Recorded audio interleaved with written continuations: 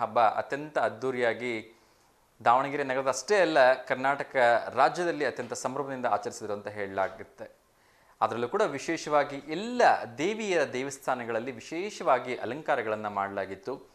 ಆ ಭಗವಂತ ಆ ಭಗವತಿ ಧರೆಗೆ ಇಳಿದು ಬರ್ತಾಳೆ ಅನ್ನೋ ಮಟ್ಟಿಗೆ ಕೆಲವೊಂದು ಕಡೆ ಅಲಂಕಾರಗಳನ್ನ ಮಾಡಾಗಿತ್ತು. ಕೆಲವೊಂದು ಕಡೆ ವರಮಹಾಲಕ್ಷ್ಮಿಗೆ ನೋಟಿನ ಸುರಿಮಳೆಗಳನ್ನೇ ಸುಳಿಸಿದ್ರು ಅಂತ ಹೇಳಿದ್ರು ತಪ್ಪಾಗ್ಲಿಕ್ಕಿಲ್ಲ. ಅದರಲ್ಲೂ ಕೂಡ ವಿಶೇಷವಾಗಿ ನೋಟಿನ ಹಾರಗಳಾಗಿರ್ಬೋದು, ವಿಧವಾಗಿರ್ತಕ್ಕಂಥ ನೈವೇದ್ಯಗಳಾಗಿರ್ಬೋದು, ಅಲಂಕಾರ, ಪುಷ್ಪಗಳ ಅಲಂಕಾರ ಅದ್ಭುತವಾಗಿತ್ತು. ಎರಡು ಕಣ್ಣು ಕೂಡ ಸಾಲದು ಆ ದೇವಿಯನ್ನು ಕಣ್ತುಂಬಿಕೊಳ್ಳಿಕ್ಕೆ, ಅಷ್ಟು ಅದ್ಭುತವಾಗಿತ್ತು ಆ ಅಲಂಕಾರಗಳೆಲ್ಲ.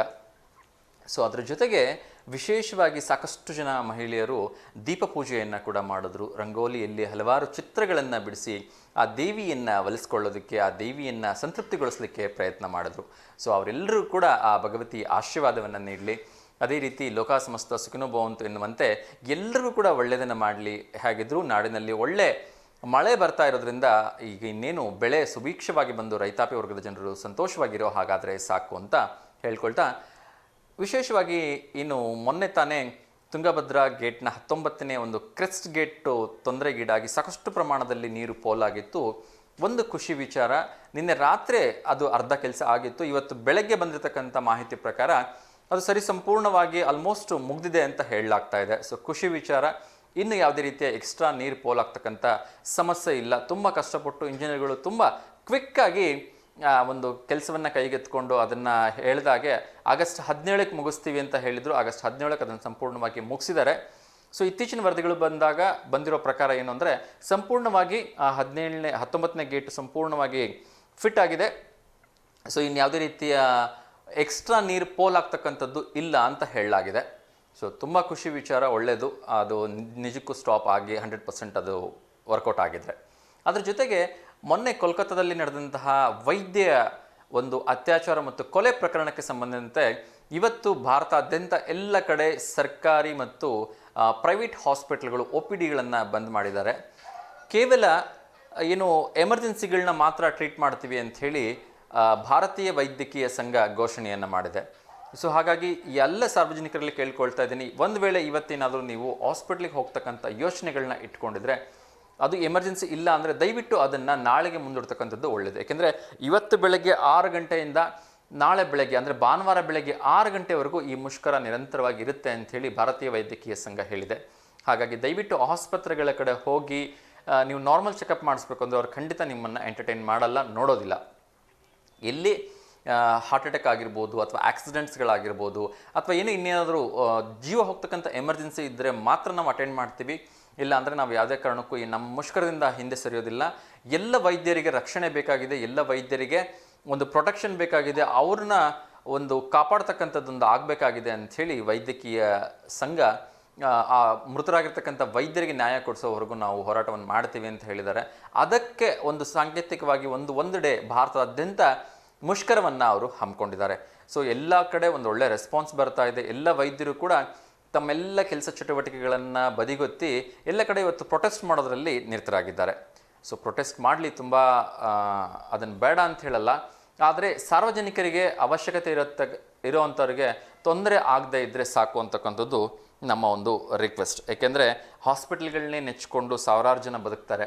ಅದರಲ್ಲೂ ಕೂಡ ಸರ್ಕಾರಿ ಆಸ್ಪತ್ರೆಗಳನ್ನು ನೆಚ್ಚಿಕೊಂಡು ತುಂಬ ಜನ ಬದುಕ್ತಾರೆ. ಏಕೆಂದರೆ ಎಲ್ಲರ ಹತ್ರನೂ ಪಾಕೆಟಲ್ಲಿ ದುಡ್ಡಿರಲ್ಲ, ಅವ್ರು ಹೋಗಿಬಿಟ್ಟು ಪ್ರೈವೇಟ್ ಹಾಸ್ಪಿಟ್ಲ್ಗಳಲ್ಲಿ ತೋರಿಸ್ಕೊಳೋದಕ್ಕೆ. ಅದು ಅಲ್ಲದೆ ಇವತ್ತು ಪ್ರೈವೇಟ್ ಹಾಸ್ಪಿಟಲ್ಗಳವರು ಕೂಡ ಈ ಒಂದು ಮುಷ್ಕರಕ್ಕೆ ಬೆಂಬಲ ಸೂಚಿಸೋದ್ರಿಂದ ಸೊ ಬಡವರಿಗಂತೂ ತುಂಬಾ ಕಷ್ಟ ಆಗುತ್ತೆ. ಕೆಲವೊಂದು ಸರಿ ಈ ನಾರ್ಮಲ್ ಶೀತ ಆಗಿರ್ಬೋದು, ನಾರ್ಮಲ್ ಜ್ವರಗಳಾಗಿರ್ಬೋದು, ಅದು ಅಷ್ಟು ಎಮರ್ಜೆನ್ಸಿ ಅಲ್ಲದೆ ಇರ್ಬೋದು, ಆದರೆ ಅವರಿಗೆ ತುಂಬಾ ಕಷ್ಟ ಆಗುತ್ತೆ. ಸೊ ಅದಕ್ಕೊಂದಷ್ಟು ಸಹಾಯ ಮಾಡೋ ಒಂದು ನಿಟ್ಟಿನಲ್ಲಿ ವೈದ್ಯರು ಸಹಾಯ ಮಾಡಬೇಕು ಅಂಥೇಳಿ ನಾನೊಂದು ನಿರೀಕ್ಷೆಯನ್ನು ಮಾಡ್ತೀನಿ. ನೋಡೋಣ ಏನಾಗುತ್ತೆ ಅಂಥೇಳಿ. ಮಧ್ಯಾಹ್ನ ಹೋಗ್ತಾ ಯಾರಾದರೂ ಸರ್ಕಾರದ ಪ್ರತಿನಿಧಿಗಳು ಏನಾದರೂ ಅವ್ರ ಜೊತೆ ಮಾತಾಡೋ ಒಂದು ಪ್ರಯತ್ನವನ್ನು ಮಾಡ್ತಾರಾ ಅಥವಾ ಏನಾದ್ರು ಬೇಗ ಮುಷ್ಕರವನ್ನು ಕೊನೆಗೊಳಿಸೋದಕ್ಕೆ ಪ್ರಯತ್ನ ಮಾಡ್ತಾರಾ ಗೊತ್ತಿಲ್ಲ. ಕಾದು ನೋಡಬೇಕು ಏನಾಗುತ್ತೆ ಅಂಥೇಳಿ. ಸರ್ಕಾರದ ವತಿಯಿಂದ ಕೂಡ ಮಧ್ಯಸ್ಥಿಕೆ ವಹಿಸಿ ಮಾತಾಡ್ತೀವಿ ಅಂತ ಕೂಡ ಹೇಳಲಾಗಿದೆ. ಅದನ್ನು ನೋಡೋಣ, ಅದ್ರದ್ದು ಅಪ್ಡೇಟ್ಸ್ ಏನು ಬರುತ್ತೆ ಅಂಥೇಳಿ. ಅದರ ಜೊತೆಗೆ ಎಲ್ಲ ಕಡೆ ಮಳೆಯ ವಾತಾವರಣ ತುಂಬ ಹೆಚ್ಚಾಗಿರೋದ್ರಿಂದ, ಅದರಲ್ಲೂ ಕೂಡ ಮುಂದಿನ 5-6 ದಿನಗಳ ಕಾಲ ಹೆಚ್ಚು ಮಳೆ ಬರೋದ್ರಿಂದ ಸೊ ದಯವಿಟ್ಟು ಹುಷಾರಾಗಿರಿ. ಏಕೆಂದರೆ ಅದರಲ್ಲೂ ಕೂಡ ಈ ಒಂದು ದಕ್ಷಿಣ ಒಳನಾಡಿನ ಕೆಲವೊಂದು ಭಾಗಗಳಲ್ಲಿ ರೆಡ್ ಅಲರ್ಟನ್ನು ಘೋಷಣೆ ಮಾಡಲಾಗಿದೆ. ಸೊ ಅತಿ ಹೆಚ್ಚು ಮಳೆ ಬರುತ್ತೆ, ಅತಿ ಹೆಚ್ಚು ಗಾಳಿ ಕೂಡ ಇರುತ್ತೆ ಅಂತ ಹೇಳಲಾಗಿದೆ.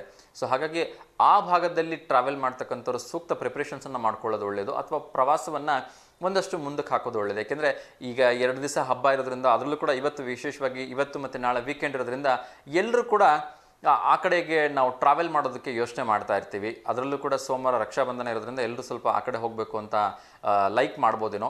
ಸೊ ಸ್ವಲ್ಪ ಹುಷಾರಾಗಿರಿ. ನೀವು ಒಂದೇ ಪ್ರವಾಸಕ್ಕೆ ಹೋಗೋದಕ್ಕೆ ಹೋಗಿ ಇನ್ನೇನು ತೊಂದರೆಲಿ ಸಿಗ ಹಾಕೋಣಕ್ಕೆ ಆಗೋದು ಬೇಡ ಅಂತ ಹೇಳ್ತಾ ಒಂದು ಕರೆ ಬರ್ತಾ ಇದೆ, ಯಾರ್ದಂತ ನೋಡೋಣ. ನಮಸ್ತೆ ದಾವಣಗೆರೆ. ನಮಸ್ತೆ ಸರ್. ನಮಸ್ತೆ ಮೇಡಮ್, ಯಾರಿದು? ಸರ್ ಆರ್ನೇಕಲ್ಲಿಂದ ರೇಣುಕಾ. ಹಾಂ ರೇಖಾ ಮೇಡಮ್, ಹೇಳಿ, ಹೇಗಿದ್ದೀರಿ? ಚೆನ್ನಾಗಿದ್ದೀವಿ ಸರ್, ನೀವು ಚೆನ್ನಾಗಿದ್ದೀರಾ? ಹಾಂ ಮೇಡಮ್, ಚೆನ್ನಾಗಿದ್ದೀನಿ. ತಿಂಡಿ ಆಯ್ತಾ? ಹ್ಞೂ ಸರ್, ಆಯ್ತು. ಸೊ ಹೇಗೆ ನಿನ್ನೆ ಹಬ್ಬ ಸೆಲೆಬ್ರೇಟ್ ಮಾಡಿದ್ರಾ, ವರಮಹಾಲಕ್ಷ್ಮಿ ಹಬ್ಬ? ಹ್ಞೂ ಸರ್, ಬಹಳ ಚೆನ್ನಾಗಿ ಮಾಡಿದ್ವಿ ಸರ್. ಹೌದಾ? ಓಕೆ. ಜನ ಎಲ್ಲ ಕತ್ತೆಲ್ಲ ಊಟ ಎಲ್ಲ ಹಾಕಿದ್ವಿ ಸರ್. ಅಯ್ಯೋ, ಮತ್ತೆ ನಮಗ್ ಕರೀಲೇ ಇಲ್ವಲ್ಲ ಊಟಕ್ಕೆ ನೀವು? ಇನ್ನೇ ನಮ್ ಟಿವಿಯಲ್ಲಿ ಡಿಶ್ ಇದ್ದಿಲ್ಲ ಸರ್. ಟಿವಿಲಿ ಡಿಶ್ ಇರ್ಲಿಲ್ವಾ? ಇವತ್ತು ಬೆಳಗ್ಗೆ ಹಾಕಿದ್ದೀನಿ. ಹೌದಾ? ನಮ್ ಕಾರ್ಯಕ್ರಮ ಅಂತೂ ಬಂತಪ್ಪ. ನೀವು ಪೂಜೆ ಕರಿತೀರಿ, ಊಟಕ್ಕೆ ಕರಿತೀರಿ ಅಂತ ನಿನ್ನೆ ಎಲ್ಲ ಊಟನೇ ಮಾಡ್ಲಿಲ್ಲ, ಕಾಯ್ತಾ ಇದ್ವಿ. ಬಿಡ್ರಿ ಸರ್, ನೀವು ಸುಮ್ನೆ ಹಂಗೆ ಹೇಳ್ತೀರ, ನೀವು ಬರೋದಿಲ್ಲ. ಇಲ್ಲ ಇಲ್ಲ, ನೀನ್ ನಿಜವಾಗ್ಲೂ ನಿನ್ನೆ ಕರೆದಿದ್ರೆ ಖಂಡಿತ ಬರ್ತಿದ್ದೆ, ಇವತ್ತಂತ ನಾನು ಬರಂಗಿಲ್ಲ. ಇಲ್ಲ ಬರ್ರಿ ಸರ್, ನಮ್ದಿನ್ನ ನೆಕ್ಸ್ಟ್ ನಂಬಿದಾವಲ್ಲ. ಏನು ಇದೊಂದು ಇಲ್ಲದ್ರಿ ಇನ್ನು ಮಾರಿ ಹಬ್ಬ ಐತಿ, ಇದು ಗಣಪತಿ ಹಬ್ಬ ಐತಿ, ಇನ್ನ ಬಾಳ ಇದಾವಲ್ಲ ಸರ್. ಸರಿ ಸರಿ ಸರಿ, ಯಾವ್ದೋ ಒಂದು ಹಬ್ಬಕ್ಕೆ ಬರೋಣ ಬಿಡಿ. ಸೊ ಹೆಂಗ್ ಗ್ರ್ಯಾಂಡ್ ಆಗಿ ಸೆಲೆಬ್ರೇಟ್ ಮಾಡಿದ್ರೆ? ಏನೇನ್ ಸ್ವೀಟ್ ಮಾಡಿದ್ರಿ? ಸ್ವೀಟ್ ಸರ್, ಗಾರ್ಗೆ, ಸಿಹಾರ, ಹೋಳಿಗೆ, ಅನ್ನ, ಸಾಂಬಾರು, ಪಲ್ಯ ಎಲ್ಲ. ಸೂಪರ್. ಎಷ್ಟು ಜನಕ್ಕೆ ಬಂದಿದ್ರು ಮನೆಗೆ? ತುಂಬಾ ಜನ ಬಂದಿದ್ರಮ್ಮ? ಬಂದಿದ್ರು ಸರ್, ಒಂದ್ 30 ಜನ 35 ಜನ ಊಟ ಹಾಕಿದ್ರು. Wow, super. ಬಾಗಿನ ಎಲ್ಲ ಕೊಟ್ಟು ಚೆನ್ನಾಗ್ ಮಾಡಿದ್ವಿ ಸರ್, ಖುಷಿ ಆಯ್ತು ನಿನ್ನೆ. ಖಂಡಿತ ಮನೆಗೆ ಅತಿಥಿಗಳು ಬಂದ್ರೆ ಖಂಡಿತ ಖುಷಿ ಆಗುತ್ತೆ. ಅದ್ರಲ್ಲೂ ಕೂಡ ಈ ಹಬ್ಬದಲ್ಲಿ. ನಿಮ್ ತಿಂಡಿ ಆಯ್ತಾ ಸರ್? ಏನಂದ್ರಿ? ತಿಂಡಿ ಆಯ್ತಾ ಸರ್ ಅಂದ್ರೆ? ತಿಂಡಿ ಇಲ್ಲ ಇಲ್ಲ, ಇನ್ಮೇಲೆ ಮಾಡ್ಬೇಕು. ಕಾರ್ಯಕ್ರಮ ಮುಗಿಸಿದ ನಂತರ ಮಾಡೋದಿದೆ ಸ್ವಲ್ಪ ಇವತ್ತು. ಸರ್ ನೀವ್ ಹಬ್ಬ ಸರ್ ನೀವ್ ಮಾಡ್ಲಿಲ್ವಾ? ಮಾಡಿದ್ವಿ. ನಮ್ಮ ಮನೆಯಲ್ಲ ಜ್ಯೋತಿ ಪೂಜೆ ಮಾಡ್ತಾರೆ, ಮೂರ್ತಿಯನ್ನ ಕೂರ್ಸೋಲ್ಲ ನಮ್ಮ ಮನೆಯಲ್ಲಿ. 9 ದೀಪಗಳನ್ನ ಇಟ್ಬಿಟ್ಟು ಪೂಜೆ ಮಾಡ್ತಾರೆ. ಎಲ್ಲರಿಗೂ ಗುಡ್ ಮಾರ್ನಿಂಗ್ ತಿಳಿಸ್ರಿ ಸರ್. ಖಂಡಿತಮ್ಮ, ಎಲ್ರಿಗೂ ನಿಮ್ ಕಡೆಯಿಂದ ಗುಡ್ ಮಾರ್ನಿಂಗ್ ತಿಳಿಸ್ತಾ ಇದ್ದೀನಿ. ಸೊ ಊರಲ್ಲಿ ಚೆನ್ನಾಗಿ ಬರ್ತಾ ಇದೆಯಾ? ನಿಮ್ಗೂ ಕೂಡ sir. Thank you. So program ಮಾತ್ರ ಬಹಳ ಚೆನ್ನಾಗಿ ಮಾಡ್ತೀರಿ sir. Thank you so much. ಊರಲ್ಲಿ ಮಳೆ ಚೆನ್ನಾಗಿ ಬರ್ತಾ ಇದೆಯಾ ಅಂದೆ? ಸರ್ ಏನ್ ಸರ್, ಹಳ್ಳ ಕಳ್ಳೆಲ್ಲ ತುಂಬಿಟ್ಟಿದಾವ? ಸರ್ ಎಲ್ಲೆಲ್ಲ ಕಾಲಿಡಕ್ಕಾಗಲ್ಲ, ಅಷ್ಟರ ಮಟ್ಟಿಗೆ ಮಳೆ ಬರ್ತೈತೆ.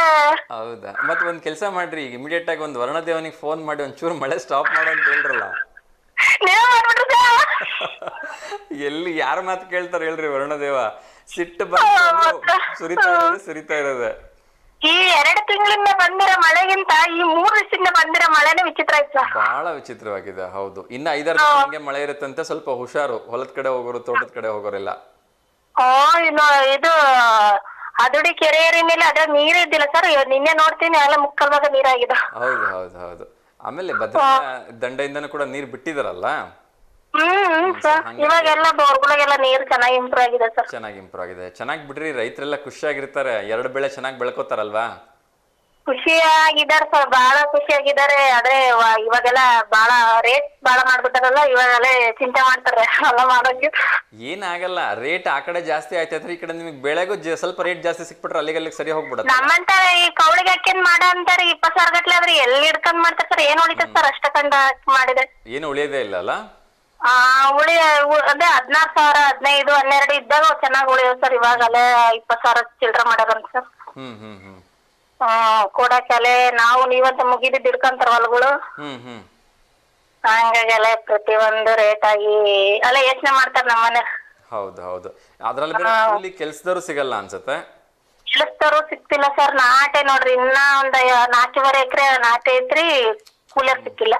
ಹೌದಾ? ಓಕೆ. ಬೇರೆ ಕಡೆ ಎಲ್ಲ ಕೇಳಿದಾರಂತೆ, ಬುಧವಾರ, ಸೋಮವಾರ, ಮಂಗಳವಾರ ಅಂತ ಹಿಂಗೆ ಹೇಳ್ತಾರೆ. ಆಗ್ಲಿ ಬಿಡಿ, ಆದಷ್ಟು ಬೇಗ ಕೆಲಸದಲ್ಲಿ ಸಿಗ್ಲಿ, ಎಲ್ಲ ಚೆನ್ನಾಗ್ಲಿ ಕೆಲಸ. ಸರ್. ಓಕೆ, ಮತ್ತೆ ಯಾವ್ದಾರ ಒಂದು ಈ ಸಲ ಎಲ್ಲ ವರಮಹಾಲಕ್ಷ್ಮಿ ಹಬ್ಬ ಬಹಳ ಚೆನ್ನಾಗ್ ಮಾಡ್ಯಾರ ಸರ್. ಊರುಗಳಿಗೆಲ್ಲ ಪ್ರತಿ ಕಡೆನೂ ಚೆನ್ನಾಗ್ ಮಾಡಿದಾರೆ. ಹೌದಾ? ನಮ್ಮೂರಲ್ಲೇ ಬಹಳ ಚೆನ್ನಾಗ್ ಮಾಡಿದಾರೆ ಬಹಳ ಜನ. ನಿಮಗೆ ಎಷ್ಟು ಖುಷಿ ಆಯ್ತಾ? ತುಂಬಾ ನಮಗಂತ ಫುಲ್ ಖುಷಿ ಆಯ್ತು ಬಿಡ್ರಿ ಸರ್. ಒಳ್ಳೇದಾಯ್ತು ಒಳ್ಳೇದಾಯ್ತು. ಸೊ ವರಮಹಾಲಕ್ಷ್ಮಿ ಅದೊಂದೇ ಅಲ್ಲ ಸರ್, ಬನ್ನಿ ಗಿಡದ್ದು ಮಾಡಿದ್ವಿ ಸರ್ ನಾವು ನಿನ್ನೆ. ದೇವ್ರ ಸುತ್ತಿಗೆ ಬಂದಿತ್ತು ಸರ್ ನಮ್ಮ ಮನೆ ಪಕ್ಕದರ ಮೇಲೆ. ಹೌದಾ? ಬಹಳ ಖುಷಿ ಆಯ್ತು ಅಂತ ಹೇಳಿದ್ರು ಸರ್ ಬಂದು. ಓಕೆ ಓಕೆ, ವರಮಹಾಲಕ್ಷ್ಮಿನೇ ಬಂದಿತ್ತು ಅನ್ಸುತ್ತೆ ಹಂಗಿದ್ರೆ. ಬನ್ನಿ ಮಂಗಳಮ್ಮ. ಬನ್ನಿ ಮಂಗಳಮ್ಮ ಬಂದಿತ್ತಾ? ಹ್ಞೂ ಸರ್. Okay okay. ಬಹಳ ಚೆನ್ನಾಗ್ ಮಾಡಿದೀಯಾ, ನನಗೇನು ಕಮ್ಮಿ ಮಾಡಿಲ್ಲ ಅಂತ ಅಂದ್ರು ಸರ್ ಬಂದು. ನಿಮ್ಮ ಮನೆಗೆ ನೀವು ಚೆನ್ನಾಗಿ ಮಾಡಿದ್ರಿ ಅಂದ್ರಂತ? ಹ್ಞೂ ಸರ್, ನಾವು ನಮ್ಮ ಮನೆ ಹತ್ರನೇ ಐತಿ ಸರ್ ಬನ್ನಿ ಗಿಡ, ದೊಡ್ಡದೈತಿ. ಊಟಕ್ಕೆಲ್ಲ ಅಲ್ಲೇ ಹಾಕಿದ್ವಿ ಸರ್ ಬನ್ನಿ ಗಿಡ ಹತ್ರ. ಹೊರಗೆ ಮಾಡಿದ್ವಿ, ಬಹಳ ಚೆನ್ನಾಗಾಗಿತ್ತು ಅಂತಂದು ಬಹಳ ಖುಷಿ ಪಡ್ತು. ಆಗ್ಲಿ ಆಗ್ಲಿ, ಒಳ್ಳೇದಾಗ್ಲಿ. ಸೊ ಆ ಬನ್ನಿ ಮಂಗಳಮ್ಮನ ಆಶೀರ್ವಾದ ಇರ್ಲಿ, ಇನ್ನಷ್ಟು ಅಭಿವೃದ್ಧಿ ಹೊಂದ್ಲಿ. ಆಯ್ತಾ? ಏನ್ ಸರ್? ಇನ್ನಷ್ಟು ಅಭಿವೃದ್ಧಿ ಹೊಂದ್ಲಿ ಎಂದೆ ನಿಮ್ಮ ಕುಟುಂಬ.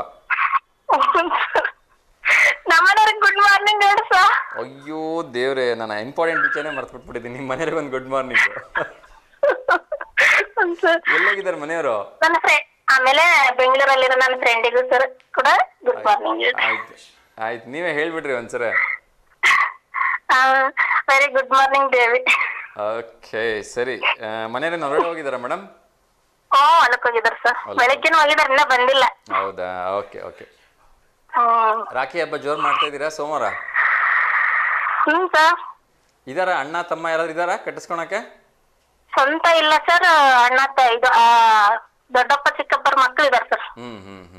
ಓಕೆ. ಆದ್ರೆ ಇಲ್ಲಿ ನಮ್ಮ ಮನೆ ಪಕ್ಕದಾಗೆ ಒಬ್ರು ಅಣ್ಣ ಇದಾರ ಸರ್, ಕರ್ಬಸ ಅಣ್ಣ ಅಂತ. ಅವರಿಗೆ ನಾನು ಯಾವಾಗ್ಲೂ ವರ್ಷ ರಾಖಿ ಕಟ್ಟೋದು ಬಹಳ ಇಷ್ಟಪಟ್ಟಂದ್ರೆ ಅವ್ರಿಗೆ. ಹೌದಾ? ಆಗ್ಲಿ ಆಗ್ಲಿ. ಅವ್ರಿಗೂ ಕೂಡ ಗುಡ್ ಮಾರ್ನಿಂಗ್ ಹೇಳ್ರಿ ಸರ್. ಖಂಡಿತ ಅಮ್ಮ, ನಿಮ್ಮ ಅಣ್ಣರಿಗೂ ಕೂಡ ಗುಡ್ ಮಾರ್ನಿಂಗ್ ಹೇಳ್ತಾ ಇದ್ದೀನಿ. ಕರ್ಬಸಪ್ಪ ಅಂತ. ಆಗ್ಲಿ ಆಗ್ಲಿ, ಒಳ್ಳೇದಾಗ್ಲಿ. ಅವ್ರಿಗೂ ಕೂಡ ಗುಡ್ ಮಾರ್ನಿಂಗ್ ಹೇಳ್ತೀನಿ. ಈಗ ನಮಗೋಸ್ಕರ ಯಾವ ಹಾಡು ಹೇಳ್ತಿದ್ದೀರಿ? ಈ ಸಲ ಹಾಡೇನು ಗಟ್ಸ್ ಮಾಡಿಲ್ಲ ಸರ್. ಹೌದಾ? ಹೇಳ್ತಿದ್ದ ಯಾವ್ದಾರ ಒಂದ್ ಜನಪದ ಗೀತೆ, ಭಾವಗೀತೆ, ಹೆಂಗೆ ಒಂದ್ ಲೈನ್ ಹೇಳ್ರಲ್ಲ. ಇಲ್ಲ ಸರ್, ಕಲ್ತಿಲ್ಲ. ಹೌದಾ? ಸರಿ. ಹೋದ್ಸರಿ ಹೇಳಿದ್ರಿ? ಹೋದ್ಸಲ ಕಲ್ತಿದ್ದೆ ಸರ್, ಹೇಳ್ದೆ, ಈ ಸಲ ಕಲ್ತಿಲ್ಲ. ಹೌದಾ? ಆಯ್ತಾಯ್ತು, ಮುಂದಿನ ಸರಿ ಫೋನ್ ಮಾಡುವಾಗ ಒಂದ್ ಹಾಡು ಕಲ್ತ ಹೇಳ್ರಿ. ಒಳ್ಳೇದಾಗ್ಲಿಮ್ಮ. Thank you. ನಮಸ್ಕಾರ. ನಮಸ್ತೆ. ಎಸ್ ವೀಕ್ಷಕರೇ, ಎಲ್ಲ ಕಡೆ ಸಂಭ್ರಮದಿಂದ ವರಮಹಾಲಕ್ಷ್ಮಿ ಹಬ್ಬವನ್ನು ಮಾಡಿದ್ದಾರೆ. ಇನ್ನೇನು ಆ ದೇವಿನೇ ದರೆಗಿಳಿದು ಬಂದಿದ್ದಾಳೆ ಅನ್ನೋ ಮಟ್ಟಿಗೆ ಆ ದೇವಿಗೆ ಅಲಂಕಾರಗಳನ್ನು, ಪೂಜೆ ಪುನಸ್ಕಾರಗಳನ್ನ, ಅಭಿಷೇಕಾದಿಗಳನ್ನ ಮಾಡಿದ್ದಾರೆ. ಸೊ ಇನ್ನೊಂದು ಕರೆ ಬರ್ತಾ ಇದೆ, ಯಾರ್ದು ಅಂತ ನೋಡೋಣ. ನಮಸ್ತೆ ದಾವಣಗೆರೆ. Sir Vinay Kumar sir. ನಮಸ್ತೆ ವಿನಯ್ ಸರ್. ತಿಂಡಿ ಆಯ್ತಾ? ಕವಿತೆ ಬರ್ತೀನಿ ಸರ್ ಇವತ್ತು. ಏನ್ ಹೇಳಿದ್ರಿ ಸರ್? ಕವಿತೆ 2. ಹೌದಾ? ಆಗ್ಲಿ ಆಗ್ಲಿ. ತಿಂಡಿ ಆಯ್ತಾ? ಇನ್ನೂ ಇಲ್ಲ ಸರ್, ಇವಾಗ ಸರ್. ಹೌದಾ? ಹಬ್ಬ ಜೋರಾಯ್ತಾ ನಿನ್ನೆ? ಚೆನ್ನಾಗಾಯ್ತಿಲ್ಲ. ಹೌದಾ? ಓಕೆ. ಎಲ್ಲಿ ಮನೇಲೂ ಮಾಡಿದ್ರಾ ಹಬ್ಬ? ವರಮಹಾಲಕ್ಷ್ಮಿ ಹಬ್ಬ ಮಾಡ್ತೀರಾ? ಇಲ್ಲ ಸರ್, ನಾವು ಗಣಪತಿ ಬೇಕು ಮಾಡೋದು ಜೊತೆಗೆ. ಹೌದಾ? ಕೂರ್ಸ್ಬಿಡ್ತೀವಿ. Okay okay, fine sir. ಮತ್ತೆ ಶುಭಾಶಯ ಹೇಳಲಿಕ್ಕಿದ್ಯಾ? ಇಲ್ಲ ಸರ್, ಕವಿತೆ ಬರ್ತಿದ್ದೆ, ಹೇಳ್ಬೇಕು. ಹೇಳಿ ಸರ್, ಹೇಳಿ. ನಾವು ಚಂದ ನೀವು ಚಂದ, ಆಧಾರ ನಾವು ಚಂದ, ನೋಡಿದ್ರೆ ನಮ್ಮ ಮನಸ್ಸಿನಲ್ಲಿರುವುದು Yuvan channel. Okay okay okay, thank you so much. ಇನ್ನೊಂದು ಬರ್ತೀನಿ ಸರ್, ಇನ್ನೊಂದು ಬರ್ತೀನಿ. ಹೇಳಿ. ಬದುಕಿನಲ್ಲಿ ಸೋಲಿಗೆ ಜಾಗವಿದೆ ಎಂದಾದರೆ ಗೆಲುವಿಗೂ ದಾರಿ ಇದೆ, ಹುಡುಕುತ್ತಾ ಸಾಗಿ. ಸೂಪರ್ ಸೂಪರ್ ಸೂಪರ್, ಖಂಡಿತ ಸರ್. ಸ್ವಂತ ಬರ್ದಿರ ಸರ್ ಇದು. ಚೆನ್ನಾಗಿತ್ತು ಸರ್. ಚೆನ್ನಾಗಿದೆ. ಸೋಲಿದೆ ಅಂದ್ರೆ ಖಂಡಿತ ಗೆಲುವು ಇದ್ದೇ ಇರುತ್ತಲ್ವಾ? ಹೌದು ಸರ್. ಒಳ್ಳೇದಾಗ್ಲಿ ಸರ್, ತುಂಬಾ ಚೆನ್ನಾಗಿ ಬರ್ದಿತ್ತು ಸರ್ ಅದು. ಹುತಾತ್ಮ ಸತ್ತರಲ್ಲ ಸರ್, ಅವರಿಗೋಸ್ಕರ ಬರ್ದಿತ್ತು ಸರ್. ನಿನ್ನೆ 15ನೇ ತಾರೀಕು ಬರ್ದಿರ ಸರ್ ಇದು. ಓಕೆ ಅದಕ್ಕೆ ಬರ್ದಿರ ಸರ್ ಇದು. ಖುಷಿ ಆಯ್ತು ಸರ್, ಖುಷಿ ಆಯ್ತು. ಹುತಾತ್ಮರೆಲ್ಲ ನೆನ್ಸ್ಕೊಂಡು ಒಂದು ಕವಿತೆ ಬರ್ದಿದ್ದೀರಲ್ಲ, ಅದಕ್ಕೋಸ್ಕರ. ಹೌದು ಸರ್. ಒಳ್ಳೇದಾಗ್ಲಿ sir. Thank you so much sir. ಹೀಗೆ ಕರೆ. Thank you so much sir. Yes ವೀಕ್ಷಕರೇ, ವರಮಹಾಲಕ್ಷ್ಮಿ ಹಬ್ಬದ ಬಗ್ಗೆ ಮಾತಾಡ್ತಾ ಇದ್ವಿ. ಸೊ ಎಲ್ಲರೂ ತುಂಬ ಚೆನ್ನಾಗಿ ಹಬ್ಬಗಳನ್ನು ಮಾಡಿದ್ದಾರೆ. ಕೆಲವೊಬ್ರು ದೀಪ ಪೂಜೆಗಳನ್ನು ಮಾಡಿದರೆ, ಕೆಲವೊಬ್ರು ಕಳಸ ಪ್ರತಿಷ್ಠಾಪನೆಯನ್ನು ಮಾಡಿದ್ದಾರೆ, ಕೆಲವೊಬ್ರು ಬ್ರಾಹ್ಮಿ ಮುಹೂರ್ತದಲ್ಲಿ ಪೂಜೆಯನ್ನು ಮಾಡಿದರೆ, ಕೆಲವೊಬ್ರು ಗೋಧೂಳಿ ಲಗ್ನದಲ್ಲಿ ಪೂಜೆಯನ್ನು ಮಾಡಿದ್ದಾರೆ. ಬ್ರಾಹ್ಮಿ ಮುಹೂರ್ತದಲ್ಲಿ ಪೂಜೆಯನ್ನು ಮಾಡಿದ್ರೆ ಯಾವುದೇ ರೀತಿಯ ಮುಹೂರ್ತವನ್ನು ನೋಡೋ ಅವಶ್ಯಕತೆ ಇಲ್ಲಂತೆ. ಆ ಸಮಯದಲ್ಲಿ ದೇವಾನುದೇವತೆಗಳು ಯಾವುದೇ ಒಂದು ಪೂಜೆಯನ್ನು ಮಾಡಿದ್ರೂ ಕೂಡ ಶೀಘ್ರವಾಗಿ ಸಂತೃಪ್ತರಾಗ್ತಾರೆ, ವರಗಳನ್ನು ನೀಡ್ತಾರೆ ಅಂತ ಹೇಳಲಾಗಿದೆ. ಅದರಲ್ಲೂ ಕೂಡ ದೇವಿಯ ಅಂದರೆ ಒಂದಷ್ಟು ಹೆಚ್ಚನೇ ಆಶೀರ್ವಾದ ಕೊಟ್ಬಿಡ್ತಾರಂತೆ. ಸೊ ಹಾಗಾಗಿ ಈ ಬ್ರಾಹ್ಮಿ ಮುಹೂರ್ತದಲ್ಲಿ ಮಾಡ್ತಕ್ಕಂಥ ಪೂಜೆ ಅತ್ಯಂತ ಶ್ರೇಷ್ಠ. ಈವನ್ ಗಂಡು ದೇವರಿಗಾದರೂ ಅಷ್ಟೇ, ಹೆಣ್ಣು ದೇವರಿಗಾದರೂ ಅಷ್ಟು ಕೂಡ. ಎಷ್ಟೋ ಸಂದರ್ಭಗಳಲ್ಲಿ ನಾವು ಬೇರೆ ಕೆಲಸ ಮಾಡುವಾಗೆಲ್ಲ ಮುಹೂರ್ತಗಳನ್ನು ನೋಡಬೇಕಾಗತ್ತೆ. ಅಥವಾ ಸಮಯ ಚೆನ್ನಾಗಿದೆಯಾ ಇಲ್ವಾ ಅಂತ ನೋಡಬೇಕಾಗತ್ತೆ. ರಾವ್ ಕಾಲ ಎಷ್ಟೊತ್ತಿಗಿದೆ, ಗುಳಿಕೆ ಕಾಲ, ಯಮಗಂಡ ಕಾಲ ಎಷ್ಟೊತ್ತಿಗಿದೆ ಅಂತೇಳಿ. ನಾವು ಒಂದು ವೇಳೆ 3-6 ಗಂಟೆಗೆ ಪೂಜೆ ಮಾಡ್ತೀವಿ ಅಂದರೆ ಅವಾಗೆಲ್ಲ ಅಮೃತ ಸಿದ್ಧಿ ಯೋಗ ಇರುತ್ತೆ ಅಥವಾ ಅಮೃತಗಳಿಗೆ ಇರುತ್ತೆ. ಈ ಸಂದರ್ಭದಲ್ಲಿ ನಾವೇನಾದ್ರು ಪೂಜೆ ಮಾಡಿದ್ವಿ ಅಂದರೆ ದೇವಾನುದೇವತೆಗಳಿಗೆ ಅತ್ಯಂತ ಸಂತೃಪ್ತಿ ಆಗ್ತದೆ. ಮತ್ತು ನಾವೇನೆಲ್ಲ ನಿರೀಕ್ಷೆಗಳನ್ನ ಇಟ್ಕೊಂಡಿರ್ತೀವಿ, ಸಂಕಲ್ಪವನ್ನು ಮಾಡಿರ್ತೀವಿ, ಏನು ಬೇಡಿಕೆಗಳನ್ನ ಇಟ್ಕೊಂಡಿರ್ತೀವಿ, ಆ ಎಲ್ಲ ಸಮಯದಲ್ಲಿ ಕೂಡ ಆ ಭಗವಂತರು ಅದಕ್ಕೆ ಅಸ್ತು ಅಂತಾರಂತೆ. ಸೊ ಹಾಗಾಗಿ ಬ್ರಾಹ್ಮಿ ಮುಹೂರ್ತದಲ್ಲಿ ಶ್ರೇಷ್ಠವಾಗಿ, ಅದರಲ್ಲೂ ಕೂಡ ಮುಂಬರುವ ದಿನಗಳಲ್ಲಿ ಇನ್ನೇನು ನೂಲು ಹುಣ್ಣಿಮೆ ಇದೆ, ಶ್ರೀಕೃಷ್ಣ ಜನ್ಮಾಷ್ಟಮಿ ಇದೆ, ಗಣಪತಿ ಹಬ್ಬ ಇದೆ. ಎಲ್ಲರೂ ಕೂಡ ಏನು ಹೇಳ್ತಾರೆ ಅಂದರೆ ಸೂರ್ಯ ಹುಟ್ಟಿದ ನಂತರ ಗಣಪತಿಯನ್ನು ತರೋದಕ್ಕಿಂತ ಬ್ರಾಹ್ಮಿ ಮುಹೂರ್ತದಲ್ಲಿ ಗಣಪತಿ ಅಂತಂದರೆ ತುಂಬ ಒಳ್ಳೆಯದಂತೆ. ಸೊ ನೀವು ಇದನ್ನು ಪ್ರಯತ್ನವನ್ನು ಮಾಡಿ ನೋಡಿ, ಖಂಡಿತ ಆ ವಿಘ್ನ ನಿವಾರಕ ನಿಮ್ಮೆಲ್ಲ ವಿಘ್ನಗಳನ್ನು ನಿವಾರಿಸ್ತಾರೆ ಅಂತೇಳಿ ಜ್ಯೋತಿಷ್ಯ ಶಾಸ್ತ್ರದಲ್ಲಿ ಹೇಳಲಾಗಿದೆ. ಸೊ ಹಾಗಾಗಿ ನಾನು ಕೂಡ ನಮ್ಮೆಲ್ಲ V1 ವೀಕ್ಷಕರಿಗೆ ಎಲ್ರಿಗೂ ಹೇಳ್ತಾ ಇದ್ದೀನಿ, ಯಾರ್ಯಾರ ಮನೆಯಲ್ಲಿ ಗಣಪತಿಯನ್ನು ಕೂರಿಸ್ತೀರಿ ಸಾಧ್ಯವಾದಷ್ಟು ಅಂದು ಬೆಳಗಿನ ಜಾವ 6 ಗಂಟೆಗಿಂತ ಮುಂಚೆ ನೀವೇನಾದ್ರು ಗಣಪತಿ ತಂದರೆ ತುಂಬ ಒಳ್ಳೆಯದು. ಏಕೆಂದರೆ ಬೆಳಗಿನ ಜಾವ 3 ಗಂಟೆಯಿಂದ 6 ಗಂಟೆವರೆಗೂ ಬ್ರಾಹ್ಮಿ ಮುಹೂರ್ತ ಇರುತ್ತೆ ಅಂತ ಪುರಾಣಗಳಲ್ಲಿ ಹೇಳಲಾಗಿದೆ. ಸೊ ಹಾಗಾಗಿ ಸಾಧ್ಯವಾದಷ್ಟು ಆ ಮುಹೂರ್ತದಲ್ಲಿ ನೀವೇನಾದ್ರು ತಂದಿದ್ದೆ ಆದರೆ ನೀವು ಯಾವುದೇ ರೀತಿಯ ಸಮಯವನ್ನು ನೋಡೋ ಅವಶ್ಯಕತೆ ಇಲ್ಲ, ಜ್ಯೋತಿಷ್ಯ ಶಾಸ್ತ್ರವನ್ನು ಕೇಳೋ ಅವಶ್ಯಕತೆ ಇಲ್ಲ, ಅಥವಾ ಇನ್ಯಾವುದೇ ರೀತಿಯ ನೀವು ಯಮಗಂಡ ಕಾಲ, ರಾಹುಕಾಲ, ಗುಳಿಕ ಕಾಲಕ್ಕೆ ತಲೆ ಕೆಡಿಸ್ಕೊಳ್ಳೋ ಅವಶ್ಯಕತೆ ಇಲ್ಲ. ಅದು ಸಂಪೂರ್ಣವಾಗಿ ಅಮೃತ ಸಿದ್ಧಿ ಯೋಗವನ್ನು ಹೊಂದಿರತಕ್ಕಂಥ ಅಮೃತಗಳಿಗೆ. ಸೊ ಆ ಸಂದರ್ಭದಲ್ಲಿ ನೀವು ಗಣಪತಿಯನ್ನು ತರೋದು ಸೂಕ್ತ ಅಂತಕ್ಕಂಥದ್ದು ನನ್ನ ಒಂದು ಸಲಹೆ. ಇನ್ನು ಬೇರೆ ವಿಚಾರಗಳನ್ನು ನೋಡ್ತಾ ಹೋಗೋದಾದರೆ, ಅದಕ್ಕಿಂತ ಮುಂಚಿತವಾಗಿ ಮಳೆ ವಿಚಾರ ಒಂದಷ್ಟು ಹೇಳ್ತಾ ಇದ್ದೆ. ಕೆಲವೊಂದು ಜಿಲ್ಲೆಗಳಲ್ಲಿ ಇನ್ನೂ ಕೂಡ ಗುಡ್ಡ ಕುಸಿತ ಮುಂದುವರೆದಿದೆ. ಸೊ ಕೆಲವೊಂದು ಕಡೆ ರಸ್ತೆಯನ್ನು ಇದಕ್ಕೆ ತಾನೇ ಸರಿ ಮಾಡಿ ಮತ್ತು ಬಿಟ್ಟಿದ್ರೂ ಕೂಡ ಈಗ ನಮ್ಮ ದಕ್ಷಿಣ ಒಳನಾಡಿನ ಕೆಲವು ಭಾಗಗಳಲ್ಲಿ ನಿರಂತರವಾಗಿ ಗುಡ್ಡ ಕುಸಿತಾನೆ ಇದೆ. ಸೊ ದಯವಿಟ್ಟು ಹುಷಾರಾಗಿರಿ ಯಾರೆಲ್ಲ 2 ವೀಲರ್ ಹೋಗ್ತಾ ಇರ್ತೀರಿ. ಈಗ ನೋಡಿ, ನಿನ್ನೆ ಕೂಡ ಒಂದು ಬೆಂಗಳೂರಲ್ಲಿ ಎಂಥ ಅಪಘಾತ ಆಗಿದೆ ಅಂದರೆ, ಪಾಪ 4 ಗಂಟೆವರೆಗೂ ಹಬ್ಬ ಅಂತೇಳಿ ಮನೇಲಿರ್ತಕ್ಕಂಥ ಒಬ್ಬ ಶಿವರುದ್ರಯ್ಯ ಅಂತ ಆಟೋ ಡ್ರೈವರು 4 ಗಂಟೆ ನಂತರ ಸುಮ್ಮನೆ ಒಂದು ರೌಂಡ್ ಹೋಗಿ ಬರೋಣ ಅಂತ ಆಟೋದಲ್ಲಿ ಹೊರಟಿದ್ದಾರೆ. ನೋಡಿ, ಯಮರಾಯ ಎಲ್ಲಿ ಕಾದಿರ್ತಾನೆ ಅಂತ ಹೇಳಲಿಕ್ಕಾಗಲ್ಲ. ಬೆಳಗ್ಗೆಯಿಂದ ರಜಾ ಮಾಡಿ ಹಬ್ಬ ಅಂತೇಳಿ ಊಟ ಮಾಡ್ಕೊಂಡು, ಹೋಳಿಗೆ ಊಟ ಮಾಡ್ಕೊಂಡು ಮಲ್ಕೊಂಡಿದ್ರು. ಎದ್ದು ಇನ್ನೇನು ಹೊರಗಡೆ ಹೋಗಿದ್ದಾರೆ 4 ಗಂಟೆ ಅಷ್ಟೊತ್ತಿಗೆ. ಒಳ್ಳೆ ಮಳೆಗೆ ಗಾಳಿಗೆ ಮರ ಬಿದ್ದು ಆಟೋದ ಮೇಲೆ ಬಹುಶಃ ಹಾಸ್ಪಿಟ್ಲಿಗೆ ಹೋಗೋ ಒಂದು ಶಿಫ್ಟ್ ಮಾಡೋ ಇದರಲ್ಲಿ ಅವರು ಪ್ರಾಣವನ್ನು ಬಿಟ್ಟಿದ್ದಾರೆ. ಹಬ್ಬದ ದಿವಸನೇ ಈ ಥರ ಒಂದು ದುರ್ಘಟನೆ ನಡೆದಿದೆ. ಇಂಥವೆಲ್ಲ ಇದನ್ನೇ ಏನು ಹೇಳಬೇಕು ಅಂತಲೇ ಅರ್ಥ ಆಗಲ್ಲ. ಇದನ್ನು ವಿಧಿ ಅಂತ ಹೇಳಬೇಕು, ಅಥವಾ ಏನು ಸರ್ಕಾರದ ಅಚಾತುರ್ಯ ಅಂತ ಹೇಳಬೇಕು, ಅಥವಾ ಪ್ರಕೃತಿಯ ಮುನಿಸು ಅಂತ ಹೇಳಬೇಕು, ಗೊತ್ತಾಗಲ್ಲ. ಏನೇ ಇರಲಿ, ನಿಮ್ಮ ಎಚ್ಚರಿಕೆಯಲ್ಲಿ ನೀವಿರಿ. ಮರನೇ ಬೀಳ್ಬೋದು, ಎಷ್ಟೊಂದು ಸರಿ ಹೊಲಕ್ಕೆ ಹೋಗಿರ್ತಕ್ಕಂಥ ರೈತರ ಮೇಲೆ, ಮರದ ಕೆಳಗಡೆ ನಿಂತಿರ್ತಕ್ಕಂಥ ಜನರ ಮೇಲೆ ಸಿಡ್ಲು ಹೊಡೆದಿರ್ತಕ್ಕಂಥ ಉದಾಹರಣೆಗಳಿದೆ. ಇತ್ತೀಚೆಗಂತೂ ಈ ಮಣ್ಣು ಕುಸಿತಕ್ಕಂಥದ್ದು, ಗುಡ್ಡಗಳು ಕುಸಿತಾ ಇರ್ತಕ್ಕಂಥದ್ದು ಸರ್ವೇ ಸಾಮಾನ್ಯವಾಗಿದೆ. ಒಮ್ಮೆ ಯೋಚನೆ ಮಾಡಿ, ಲಾರಿಯನ್ನೇ ಆ ಮಣ್ಣು ಕೊಚ್ಕೊಂಡು ನೀರಿಗೆ ಹೊತ್ಕೊಂಡು ಹೋಗುತ್ತೆ ಅಂದರೆ ಒಬ್ಬ ಸಾಮಾನ್ಯ ಮನುಷ್ಯ ಇನ್ಯಾವ ಲೆಕ್ಕ ಅಲ್ವಾ? 100 ಟನ್ ಇರ್ತಕ್ಕಂಥ ಲಾರಿನೇ ಹೊತ್ಕೊಂಡು ಹೋಗ್ಬಿಡುತ್ತೆ, ಆ ಮಣ್ಣು ತಳ್ಕೊಂಡು ಹೋಗ್ಬಿಡುತ್ತೆ ಅಂದರೆ ನಿಮ್ಮಂಥ ಮನುಷ್ಯರು ಅಥವಾ ಬೈಕು ಕಾರಲ್ಲಿ ಇದ್ಬಿಟ್ರಂತೂ ಅದು ಕಿತ್ತು ಬಿಸಾಕ್ಬಿಡುತ್ತೆ. ಅದು ಅದು ಲೆಕ್ಕನೇ ಇಲ್ಲ ಅಂತ ಅನಿಸುತ್ತೆ. ಸೊ ಹಾಗಾಗಿ ದಯವಿಟ್ಟು ಹುಷಾರಾಗಿರಿ. ಅನಾವಶ್ಯಕವಾಗಿ ತೊಂದರೆಗಳನ್ನು ಮಾಡ್ಕೊಳಕ್ಕೆ ಹೋಗಬೇಡಿ, ಅನಾವಶ್ಯಕವಾಗಿ ರಿಸ್ಕ್ಗಳನ್ನು ತೊಗೊಳಕ್ಕೆ ಹೋಗಬೇಡಿ. ಖಂಡಿತ ಎಲ್ಲರೂ ಪ್ರವಾಸಕ್ಕೆ ಹೋಗಬೇಕು, ಎಲ್ಲರೂ ಎಂಜಾಯ್ ಮಾಡಬೇಕು ಲೈಫ್ನ. ಈ ಒಂದು ಬ್ಯೂಟಿಫುಲ್ ವೆದರ್ನ ಎಂಜಾಯ್ ಮಾಡಬೇಕು ಅಂತ ಎಲ್ರಿಗೂ ಆಸೆ ಇದ್ದೇ ಇರುತ್ತೆ. ಸೊ ಅದಕ್ಕೆ ಸ್ವಲ್ಪ ಟೈಮ್ ಕೊಡಿ. ಹೇಗಿದ್ದರೂ ಸೆಪ್ಟೆಂಬರ್, ಅಕ್ಟೋಬರ್ವರೆಗೂ, ನವಂಬರ್ವರೆಗೂ ಒಳ್ಳೆ ವೆದರ್ ಇದ್ದೇ ಇರುತ್ತೆ, ಒಳ್ಳೆ ವಾತಾವರಣ ಇದ್ದೇ ಇರುತ್ತೆ. ನೀವು ಯಾವಾಗ ಬೇಕಾದರೂ ಹೋಗ್ಬೋದು, ಎಂಜಾಯ್ ಮಾಡ್ಬೋದು. ಫಾಲ್ಸ್ಗಳು ಖಂಡಿತ ಅಲ್ಲಿವರೆಗೂ ಮೈ ತುಂಬಿಕೊಂಡಿರ್ತವೆ, ನೀವೆಲ್ಲದೂ ನೋಡೋಕ್ಕೆ ಸಿಗುತ್ತೆ. ಆದರೆ ಈ ಸಂದರ್ಭಗಳಲ್ಲಿ ಹೋಗಿ ದಯವಿಟ್ಟು ನಿಮ್ಮ ಜೀವಕ್ಕೆ ತೊಂದರೆ ಮಾಡ್ಕೋಬೇಡಿ. ನಿಮ್ಮ ಒಂದು ವೇಳೆ ಫೋನ್ಗಳು ನಾಟ್ ರೀಚಬಲ್ ಬಂತು ಅಂದರೆ ಮನೆಯಲ್ಲಿ ಟೆನ್ಷನ್ ಆಗ್ತಾರೆ, ಗಾಬರಿ ಆಗ್ತಾರೆ, ಮತ್ತು ಇನ್ನೇನೇನೋ ಸಮಸ್ಯೆಗಳು ಶುರುವಾಗ್ತವೆ. ಸೊ ದಯವಿಟ್ಟು ಹುಷಾರಾಗಿರಿ ಅಂತ ನಾನು ಕೇಳ್ಕೊಳ್ತಾ ಇದ್ದೀನಿ. ನಿನ್ನೆ ಒಂದು ಖಾಸಗಿ ಬಸ್ ಒಂದು ಪಲ್ಟಿಯಾಗಿ ಪರಂಗಿಪೇಟೆಯಲ್ಲಿ 5 ಪ್ರಯಾಣಿಕರಿಗೆ ಗಂಭೀರ ಗಾಯ ಆಗಿದೆ. ಒಂದಲ್ಲ ಒಂದು ಘಟನೆಗಳು ನಡೀತಾನೆ ಇದ್ದಾವೆ. ಈ ಘಟನೆ ನಡೆದಿರ್ತಕ್ಕಂಥದ್ದು ಬೆಂಗಳೂರು ಮಂಗಳೂರು ರಾಷ್ಟ್ರೀಯ ಹೆದ್ದಾರಿಯಲ್ಲಿ. ಸೊ ಚಾಲಕನ ನಿಯಂತ್ರಣವನ್ನು ತಪ್ಪಿ ಈ ಅಪಘಾತ ಸಂಭವಿಸಿದೆ. ಅದೇ ರೀತಿ ತೈವಾನ್ನಲ್ಲಿ 6.1 ಅಷ್ಟು ತೀವ್ರತೆಯ ಭೂಕಂಪ ಉಂಟಾಗಿದೆ. ನೋಡಿ, ಭೂಕಂಪಗಳು ಇತ್ತೀಚಿನ ದಿನಗಳಲ್ಲಿ ಅತಿ ಹೆಚ್ಚಾಗಿ ಕಾಣಿಸ್ಕೊಳ್ತಾ ಇದೆ. ನಮ್ಮ ಕಲಬುರಗಿಯಲ್ಲೂ ಕೂಡ ತುಂಬ ಆಗಿಂದ ಹಾಗೆ ಕಾಣಿಸ್ಕೊಳ್ತಾ ಇರುತ್ತೆ. ಅದಕ್ಕೆ ಅಲ್ಲಿ ನಡೀತಾ ಇರ್ತಕ್ಕಂಥ ಕಲ್ಲು ಕೋರಿಯ ಕೆಲಸ ಕಾರಣ ಅಂತ ಹೇಳಲಾಗ್ತಾ ಇದೆ. ಅದಕ್ಕೆ ಸಂಬಂಧಪಟ್ಟ ಅಧಿಕಾರಿಗಳು ಸಾಕಷ್ಟು ಪ್ರಯತ್ನವನ್ನು ಮಾಡಿ ಅದನ್ನು ನಿಲ್ಲಿಸೋದಕ್ಕೆ ಕೂಡ ಪ್ರಯತ್ನವನ್ನು ಮಾಡ್ತಾ ಇದ್ದಾರೆ.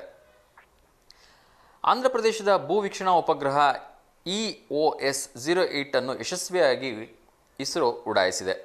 ನಮ್ಮ ನೆಲ್ಲೂರು ಭಾರತೀಯ ಬಾಹ್ಯಾಕಾಶ ಸಂಶೋಧನಾ ಸಂಸ್ಥೆ ಇಸ್ರೋ ಶುಕ್ರವಾರ ಆಂಧ್ರ ಪ್ರದೇಶದ ಶ್ರೀಹರಿಕೋಟಾದಲ್ಲಿರುವ ಸತೀಶ್ ಧವನ್ ಬಾಹ್ಯಾಕಾಶ ಕೇಂದ್ರದಿಂದ ಭೂಮಿಯ ವೀಕ್ಷಣಾ ಉಪಗ್ರಹ 8 ಅನ್ನು ಯಶಸ್ವಿಯಾಗಿ ಉಡಾವಣೆ ಮಾಡಲಾಗಿದೆ. ಸೊ ಇದು ನಿಜಕ್ಕೂ ಖುಷಿ ವಿಚಾರ. ಇನ್ನಷ್ಟು ಒಳ್ಳೆಯ ನಮಗೆ ಸ್ಯಾಟಲೈಟ್ ಆಧಾರಿತ ಮೆಸೇಜ್ಗಳನ್ನ ತಗೊಳ್ಳಿಕ್ಕೆ ಇದು ತುಂಬ ಒಳ್ಳೆಯದಾಗತ್ತೆ. ಅದೇ ರೀತಿ ಆಭರಣ ಪ್ರಿಯರಿಗೆ ಒಂದು ಗುಡ್ ನ್ಯೂಸ್ ಇದೆ. ತುಂಬ ದಿನಗಳಿಂದ ಆಭರಣ ಪ್ರಿಯರು, ಏಕೆಂದರೆ ಈಗ ಇದರಲ್ಲಿ 6% ಕೂಡ ಬಜೆಟಲ್ಲಿ ಕಡಿಮೆ ಮಾಡಿದ್ರಿಂದ ಅನೌನ್ಸ್ ಮಾಡಿರೋದ್ರಿಂದ ಎಲ್ಲರೂ ಒಂದು ನಿರೀಕ್ಷೆ ಮಾಡ್ತಾಯಿದ್ರು.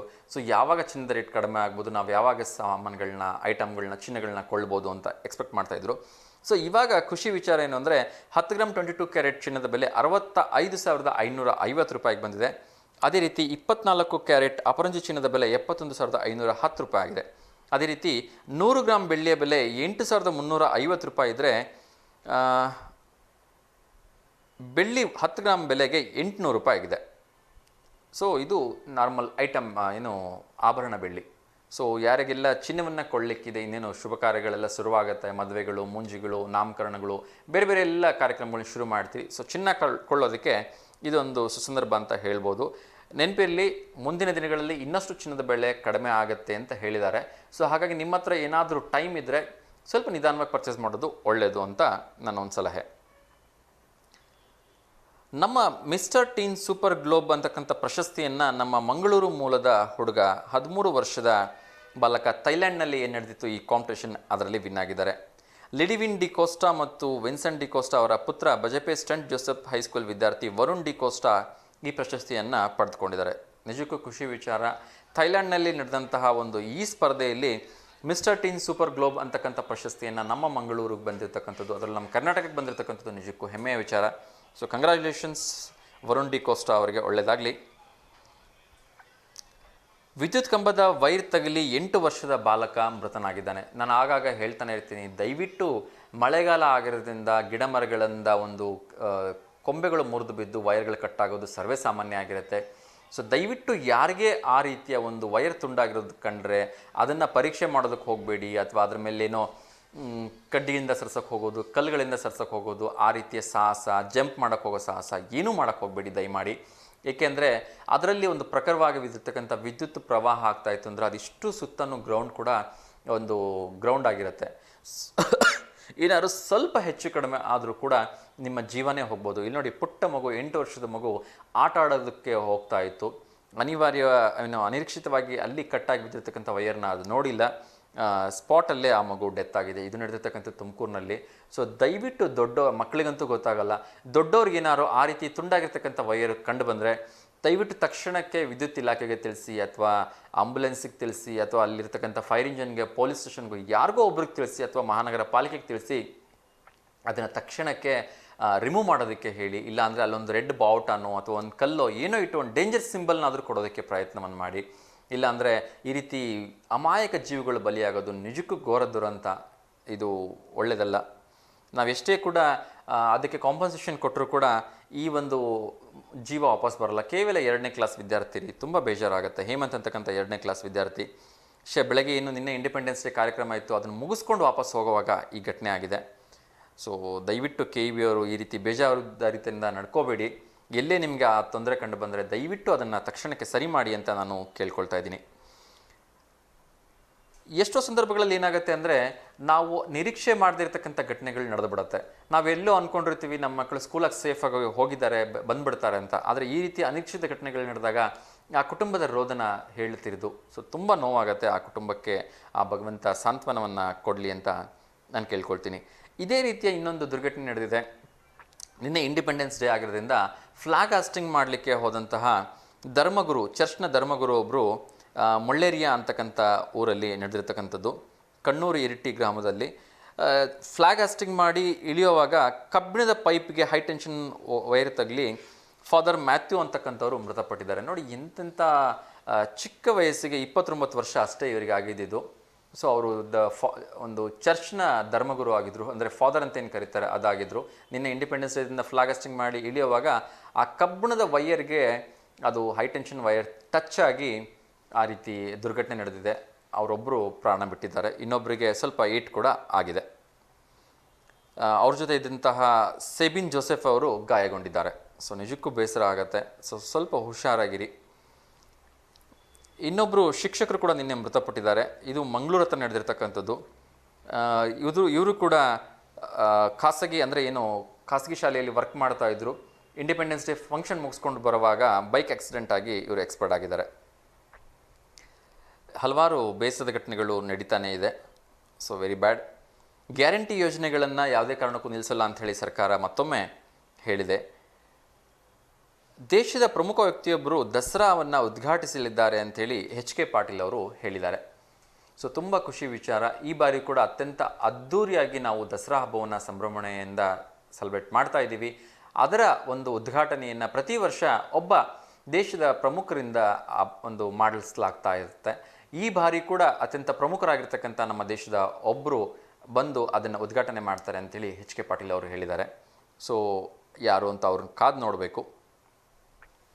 ನಮ್ಮ ಸ್ವಾತಂತ್ರ್ಯವನ್ನು ಉಳಿಸೋಣ, ನಮ್ಮ ನಾಳೆಯನ್ನು ಸುರಕ್ಷಿತಗೊಳಿಸೋಣ ಅಂತಕ್ಕಂಥ ವಿಮ್ನಿಂದ ರಾಜ್ಯಾದ್ಯಂತ ಸಂಭ್ರಮಾಚದ ಒಂದು ಸ್ವಾತಂತ್ರ್ಯ ದಿನಾಚರಣೆಯನ್ನು ಮಾಡಲಾಗ್ತಾ ಇದೆ. ಮಕ್ಕಳಿಗೆ ಮತ್ತು ಹಲವಾರು ದೊಡ್ಡವ್ರಿಗೂ ಕೂಡ ಅವರು ಸ್ಪರ್ಧೆಯನ್ನು ಕ್ವಿಜ್ ಕಾರ್ಯಕ್ರಮಗಳನ್ನು ಇಟ್ಟಿದ್ದಾರೆ. ಸೊ ಯಾರ್ಯಾರು ಸಾಧ್ಯವಾಗತ್ತೆ ಅವರು ಭಾಗವಹಿಸ್ಬೋದು. ನಮ್ಮಲ್ಲಿ ಕೆಲವೊಬ್ಬರು ಕಿಡಿಗೇಡಿಗಳಿರ್ತಾರೆ, ಬೇಡ ಅಂದರೂ ಕೂಡ ಏನಾದರೂ ಒಂದು ಎಡವಟ್ಟು ಮಾಡ್ತಾನೆ ಇರ್ತಾರೆ. ನಮ್ಮ ತುಮಕೂರಲ್ಲಿ ಎಡವಟ್ಟಾಗಿರೋದು ನಿನ್ನೆ ಹಾಗೇನೆ. ಎಲ್ಲರೂ ಕೂಡ ಅತ್ಯಂತ ಸಂಭ್ರಮದಿಂದ ಸ್ವಾತಂತ್ರ್ಯ ಒಂದು ದಿನಾಚರಣೆಯನ್ನು ಮಾಡ್ತಾ ನಮ್ಮ ಕೇಸರಿ ಬಿಳಿ ಹಸಿರು ಬಾವುಟವನ್ನು ಪ್ರದರ್ಶಿಸಿದ್ರೆ ಅದು ಯಾರೋ ಪುಣ್ಯಾತ್ಮರು ಪ್ಯಾಲೆಸ್ತೀನ್ ಬಾವುಟವನ್ನು ಹಿಡ್ಕೊಂಡು ಹೋಗ್ತಿದ್ರಂತೆ, ಹಿಡ್ಕೊಂಡು ಒಳಗಡೆ ಹಾಕಿದ್ದಾರೆ. ತಪ್ಪೇನಿಲ್ಲ. 3 ಜನ ಇವರು ಇದ್ದರು ಬೈಕಲ್ಲಿ, ಇವ್ರನ್ನ 3 ಜನರನ್ನು ಕೂಡ ಒಳಗಡೆ ಹಾಕಿದ್ದಾರೆ. ಅದೇ ರೀತಿ ಇಂಜಿನಿಯರು ಕೂಡ ವಿದ್ಯುತ್ ತಗಲಿ ಇಂಜಿನಿಯರ್ ಕೂಡ ಒಬ್ಬರು ಬಲಿಗೆ ಆಗಿದ್ದಾರೆ. 27 ವರ್ಷದ ಇಂಜಿನಿಯರ್ ಕೌಶಿಕ್ ಅಂತಕ್ಕಂಥವ್ರು, ಇವರು ನಿನ್ನೆ ಬೆಂಗಳೂರಿನಲ್ಲಿ ಇವರಿಗೆ ವಿದ್ಯುತ್ ತಗಲಿ ಇವರು ಮೃತಪಟ್ಟಿದ್ದಾರೆ. ಪ್ಯಾನಲ್ ಬೋರ್ಡ್ ತಯಾರು ಮಾಡಬೇಕಾದ್ರೆ ವಿದ್ಯುತ್ ತಗಲಿದೆ, ಕೂಡಲೇ ಚಿಕಿತ್ಸೆಗಾಗಿ ಆಸ್ಪತ್ರೆಗೆ ರವಾನಿಸಿದ್ರು ಕೂಡ ಮಾರ್ಗ ಮಧ್ಯೆ ಇವರು ಮೃತಪಟ್ಟಿದ್ದಾರೆ. ಯಾಕೋ ನಿನ್ನೆ ಬಹುಶಃ ಎಲೆಕ್ಟ್ರಾನಿಕ್ ಸರಿ ಇರಲಿಲ್ಲ ಅನಿಸುತ್ತೆ. ಎಲ್ಲ ಬರೀ ಎಲೆಕ್ಟ್ರಾನಿಕ್ ಇನ್ಸಿಡೆಂಟ್ಸ್ಗಳನ್ನೇ ಕೇಳಿಸ್ಕೊಳ್ತಾ ಇದ್ದೀನಿ. ತುಂಬ ಬೇಜಾರಾಗತ್ತೆ. ಸೊ ಮಧ್ಯೆ ಒಂದು ಕರೆ ಬರ್ತಾ ಇದೆ, ಯಾರ್ದು ಅಂತ ನೋಡೋಣ. ನಮಸ್ತೆ ದಾವಣಗೆರೆ. ನಮಸ್ತೆ ಸರ್. ನಮಸ್ತೆ ಮೇಡಮ್, ಹೇಗಿದ್ದೀರಿ? ಚೆನ್ನಾಗಿದೆ ಸರ್. ತಿಂಡಿ ಆಯ್ತಾ? ಆಯ್ತು ಸರ್. ಎಸ್. ಸೊ ಹೇಗಿತ್ತು ಮೇಡಮ್, ನಿನ್ನೆ ಎಲ್ಲ ಹೋಗಿದ್ರಾ ಪೂಜೆಗಳಿಗೆ? ಎಲ್ಲ ಕರೆದಿದ್ರು ಸರ್, ನಮ್ಮ ಫ್ರೆಂಡ್ ಅವರು ರಿಲೇಟಿವ್ಸ್ ಹೋಗಿದ್ವಿ. ಸೊ ಹೇಗಿತ್ತು ಎಲ್ಲ ಪೂಜೆಗಳೆಲ್ಲ ತುಂಬ ಗ್ರ್ಯಾಂಡಾಗಿ ಮಾಡಿದ್ರಾ? ಅದೆಲ್ಲ ಚೆನ್ನಾಗಿ ಮಾಡಿದ್ರು. ಸೊ ಏನ್ ಅನ್ಸುತ್ತೆ ಮೇಡಮ್, ನಮ್ಮ ಸಂಸ್ಕೃತಿ ಅಂತಕ್ಕಂಥದ್ದೇ ಒಂದು ಹೆಮ್ಮೆ. ನಮ್ಮ ಅದರಲ್ಲೂ ಕೂಡ ನಾವು ಮಾಡ್ತಕ್ಕಂಥ ಅಲಂಕಾರಗಳನ್ನ ಬಹುಶಃ ಬೇರೆ ಎಲ್ಲೂ ನೋಡೋಕ್ ಸಾಧ್ಯ ಇಲ್ಲ. ಆ ದೇವಿನೇ ನಮ್ಮ ಮಹಿಳೆಯರು ಶ್ರದ್ಧೆಯಿಂದ ಎಷ್ಟು ದಿನದಿಂದ ಜೋರಿಸ್ಕೊಂಡು ಎಲ್ಲ ಅಲಂಕಾರ ಮಾಡಿ ಪೂಜೆ ಮಾಡಿ ಒಪ್ಪತ್ತಿದ್ದು ಎಲ್ಲರನ್ನು ಕರೆದು ಸಂಭ್ರಮ ಪಡ್ತಾರಲ್ಲ, ಅದು ನೋಡೋದಕ್ಕೊಂದು ಚೆನ್ನಾಗಿ. ಹೌದು, ಅದರಲ್ಲೂ ಇವರು ಕೂಡ ಅಷ್ಟೇ ಚೆನ್ನಾಗಿ ಅಲಂಕಾರ ಮಾಡಿಕೊಂಡು ದೇವಿ ತರನೇ ಕಾಣಿಸ್ತಾ ಇರ್ತಾರೆ ಅಲ್ವಾ? ಬಂದಿರ್ತಕ್ಕಂಥ ಎಲ್ಲ ಅತಿಥಿಗಳಿಗೆ ಅರಿಶಿನ ಕುಂಕುಮ ಕೊಡೋದು, ಎಲ್ಲ ಮುತ್ತೈದೆ ಬಾಗಣ ಕೊಡ್ತಕ್ಕಂಥದ್ದು, ಒಂದು ಭಾರತೀಯ ಸಂಸ್ಕೃತಿನೇ ಒಂದು ತುಂಬಾ ಅತ್ಯಂತ ಶ್ರೀಮಂತ ಸಂಸ್ಕೃತಿ ಅಂತ ಅನ್ಸುತ್ತಲ್ವಾ ಅಮ್ಮ? ಸೊ ಬೇರೆಲ್ಲ ಸಂಸ್ಕೃತಿಗೆ ಹೋಲಿಸಿದ್ರೆ ನಾವು ತುಂಬಾ ಪುಣ್ಯ ಮಾಡಿದೀವಿ ಇಂಥ ಒಂದು ಸನಾತನ ಹಿಂದೂ ಸಂಸ್ಕೃತಿ ಇರೋದಕ್ಕೆ. ಏನ್ ಅನ್ಸುತ್ತಮ್ಮ? ಸೊ ಏನ್ ಹೇಳಕ್ ಇಷ್ಟಪಡ್ತೀರಿ ನಮ್ಮ ಸಂಸ್ಕೃತಿ ಬಗ್ಗೆ? ಅದೇ ಸರ್, ಇಲ್ಲಿ ಒಟ್ಟು ಎಲ್ಲ ಜಗತ್ತಿನ ಎಲ್ಲೇ ಹುಡುಕಿದ್ರು ಇಂಥ ಒಂದು ಸಂಸ್ಕೃತಿ ಆಚರಣೆಗಳು ತುಂಬಾ ಶ್ರೀಮಂತ ಸಂಸ್ಕೃತಿ ಅಂತಾನೆ ಹೇಳ್ಬೋದು. ಒಟ್ಟು ಎಲ್ಲರನ್ನು ಆದರ ಆತಿಥ್ಯದಿಂದ ಕಾಣೋದಾಗಿರ್ಬೋದು, ಆಚರಣೆಗಳಾಗಿರ್ಬೋದು, ಇದೆಲ್ಲ ಬೇರೆ ಕಡೆ ಎಲ್ಲೂ ಸಿಗೋದಿಲ್ಲ. ಮತ್ತೆ ಎಲ್ಲರನ್ನು ಸಹೋದರ ಭಾವನೆಯಿಂದ ನೋಡೋದಾಗಿರ್ಬೋದು, ಅದೆಲ್ಲ ತುಂಬಾ ರೇರ್. ಹೌದು, ಇತ್ತೀಚಿನ ದಿನಗಳಲ್ಲಿ ಒಂದು ಟ್ರೆಂಡ್ ಶುರು ಆಗ್ಬಿಟ್ಟಿದೆ. ಏನು ಅಂದ್ರೆ ಬೇರೆ ಬೇರೆ ವಿದೇಶಗಳಿಂದ ಹುಡುಗ ಹುಡುಗಿ ಬಂದ್ಬಿಟ್ಟು ನಮ್ಮ ಭಾರತೀಯ ಸಂಸ್ಕೃತಿ ಪ್ರಕಾರ ಮದುವೆ ಆಗ್ತಾರೆ. ಸೊ ಅದ್ರ ಬಗ್ಗೆ ಏನ್ ಹೇಳ್ತೀರಿ ಮಾ? ಅಂದ್ರೆ ಅದೇ ಸರ್, ನಮ್ಮಲ್ಲಿ ಒಂದೇ ಹೆಣ್ಣಿಗೆ ಒಂದೇ ಗಂಡ ಅಂತಂದ್ ಹೇಳ್ಬಿಟ್ಟು ಅದು ಒಂದು ನಿಯಮ ನಡ್ಕೊಂಡ್ ಬಂದಿದ್ದಲ್ಲ. ಏನೇ ಆದ್ರೂ ಅವ್ರ ಜೊತೆಗೆ ಕೊನೆ ತನಕ ಇರ್ಬೇಕು ಅಂತ ಆ ಬಾಂಡಿಂಗ್ ಉಳಿಬೇಕು, ಬೆಳಿಬೇಕು ಅನ್ನೋ ಉದ್ದೇಶದಿಂದ ಅದು ಇಂಡಿಯಾದಲ್ಲಿ ಇನ್ನೂ ಗಟ್ಟಿಯಾಗಿರೋದ್ರಿಂದ ಅದ್ನ ಆ ಒಂದು ದಾಂಪತ್ಯ ಜೀವನದ ಬಗ್ಗೆ ಇರ್ತಕ್ಕಂಥ ನಂಬಿಕೆ. ಹೌದು, ಬೇರೆ ವಿದೇಶಗಳಲ್ಲೆಲ್ಲ ಇವತ್ ಮದ್ವೆ ಆಗಿದ್ರೆ ನಾಳೆ ಬೆಳಿಗ್ಗೆ ಅಲ್ಲಿ ಅಪ್ಲೈ ಮಾಡಿರ್ತಾರೆ. ಇಲ್ಲಿ 100 ವರ್ಷಗಳ ಘಟನೆಗಳು ಕಣ್ಮುಂದೆ. ಎಂತಾನೇ ಆಗಿರ್ಲಿ, ಗಂಡ ಅಥವಾ ಎಂತಾನೇ ಆಗಿದ್ರು ಕೂಡ ಹೊಂದ್ಕೊಂಡು ಹೋಗ್ತಕ್ಕಂಥದ್ದು, ಜೀವನ ಪೂರ್ತಿ ನಡೆಸ್ಕೊಂಡು ಹೋಗ್ತಕ್ಕಂಥದ್ದು, ಸಂಭಾಳಿಸ್ಕೊಂಡು ಅದು ಗಂಡ ಕುಡುಕನೋ ಅಥವಾ ಏನೇ ತಪ್ಪು ಮಾಡ್ತಾ ಇದ್ರು ಕೂಡ ಹೆಣ್ಣು ಅಂತಕ್ಕಂಥವಳು ಅದ್ ಮಾತ್ರ ಹೃದಯದಿಂದ ಅವನನ್ನ ಎಲ್ಲಾ ರೀತಿ ಸರಿ ಮಾಡ್ಕೊಂಡು ಅವನ ಜೊತೆ ಬಾಳೋದಕ್ಕೆ ಇಷ್ಟಪಡ್ತಾಳೆ. ನಿಜಕ್ಕೂ ಒಂದು ಒಳ್ಳೆ ಸಂಪ್ರದಾಯ ಅಂತ ಅನ್ಸತ್ತೆ. ಎಸ್. ಸೊ ರಾಖಿ ಹಬ್ಬ ಹೇಗೆ ಸೆಲೆಬ್ರೇಟ್ ಮಾಡ್ತಾ ಇದ್ರಿಮ್ಮ, ರಕ್ಷಾಬಂಧನ? ಅದೇ ನಮ್ ಬ್ರದರ್ಗೆ ಫೋನ್ ಮಾಡಿ ವಿಶ್ ಮಾಡ್ಬೇಕಷ್ಟೇ, ಅವ್ರು ಸಿಗೋದಿಲ್ಲ, ಹೈದ್ರಾಬಾದ್ ಅಲ್ಲಿ ಇದ್ದಾನೆ ತಮ್ಮ, ಇನ್ನೊಬ್ಬ ತಮ್ಮ ದುರ್ಗದಲ್ಲಿದ್ದಾನೆ. ಫೋನ್ ಮಾಡಿ ವಿಶ್ ಮಾಡೋದಷ್ಟೇ. ಓಕೆ, ಇಬ್ರಿಗೂ ಫೋನ್ ಮಾಡ್ಬಿಟ್ಟೆ ವಿಶ್ ಮಾಡ್ತೀರಿ? Okay okay. ಸೊ ಮೊದಲಿನ ದಿನಗಳೆಲ್ಲ ನೆನಪು ಬರುತ್ತೆ ಅಂತ ಅನ್ಕೊಳ್ತೀನಿ, ಯಾಕೆಂದ್ರೆ ಸ್ಕೂಲ್ ಡೇಸ್ ಅಲ್ಲಿ ಕಾಲೇಜ್ ಡೇಸ್ ಅಲ್ಲಿ ಇದ್ದಾಗ ಎಲ್ರಿಗೂ ನೀವು ರಾಖಿ ಕಟ್ತಾ ಇರ್ತೀರಿ. ಸೊ ಅದನ್ನೆಲ್ಲ ತುಂಬಾ ಮಿಸ್ ಮಾಡ್ಕೊಳ್ತೀರಾ ಹೇಗೆ?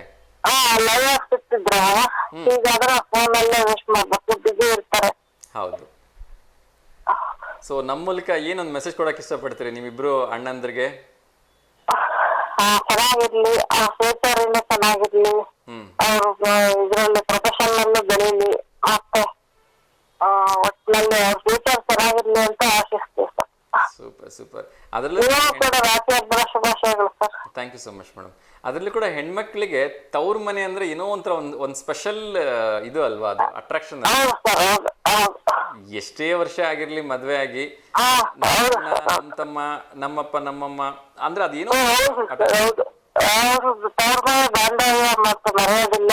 ಅದನ್ನ ಗಂಡನ ಮನೆಯಲ್ಲಿ ಏನೇ ಇದ್ರು ತವ್ರ ಮನೆಯದ್ದೇ ಅವ್ರಿಗೆ ಇಷ್ಟ. ಹೌದು, ಗಂಡನ ಮನೆ ಕೋಟೆ ಬಿದ್ದಿರ್ಲಿ, ಆ ತವ್ರ ತರ ಒಂದ್ ಬಳೆನೆ ಕಾಯ್ತಾ ಇರ್ತಾಳೆ, ಆ ತವ್ರ ಸೀರೆನೆ ಕಾಯ್ತಾ ಇರ್ತಾರೆ. ಅದು ಒಂದು ಸೆಂಟಿಮೆಂಟ್. ಹೌದು ಹೌದು. ಸೊ ತುಂಬಾ ಕಡೆ ನಾನು ಕೇಳ್ತಾ ಇರ್ತೀನಿ, ಎಷ್ಟೊಂದು ಸಂದರ್ಭಗಳಲ್ಲಿ ತುಂಬಾ ರಿಚ್ ಇರ್ತಾರೆ ಗಂಡನ ಮನೆ ಕಡೆ, ತುಂಬಾ ಗ್ರ್ಯಾಂಡ್ ಆಗಿ ಮಾಡ್ತಾರೆ, ಆ ಹೆಣ್ಮಕ್ಳು ಮಾತ್ರ ಡಲ್ ಆಗಿರ್ತಾರೆ. ಯಾಕೆ ಅಂತ ಕೇಳಿದ್ರೆ ನಮ್ಮ ಅಣ್ಣ ಬರ್ಬೇಕಿತ್ತು ಬಂದಿಲ್ಲ, ನಮ್ಮ ಅಪ್ಪ ಬರ್ಬೇಕಿತ್ತು ಬಂದಿಲ್ಲ ಅಂತ ಅವ್ರು ಹೇಳೋದ್ರಲ್ಲಿ ದುಃಖ ತುಂಬ್ಕೊಂಡ್ಬಿಟ್ಟಿರ್ತಾರೆ. ಸೊ ಬಹುಶಃ ನಮ್ಮ ಭಾರತದಲ್ಲಿ ಮಾತ್ರ ಇಂಥ ಒಂದು ಸಂಸ್ಕೃತಿ ನೋಡ್ಲಿಕ್ಕೆ ಸಿಗುತ್ತೆ.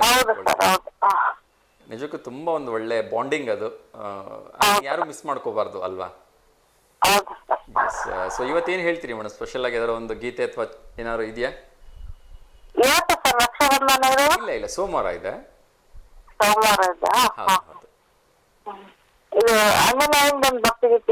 ಹೇಳಿಮ್ಮ ಹೇಳಿ, ಶನಿವಾರ ಅಲ್ವಾ ವಿಶೇಷವಾಗಿ?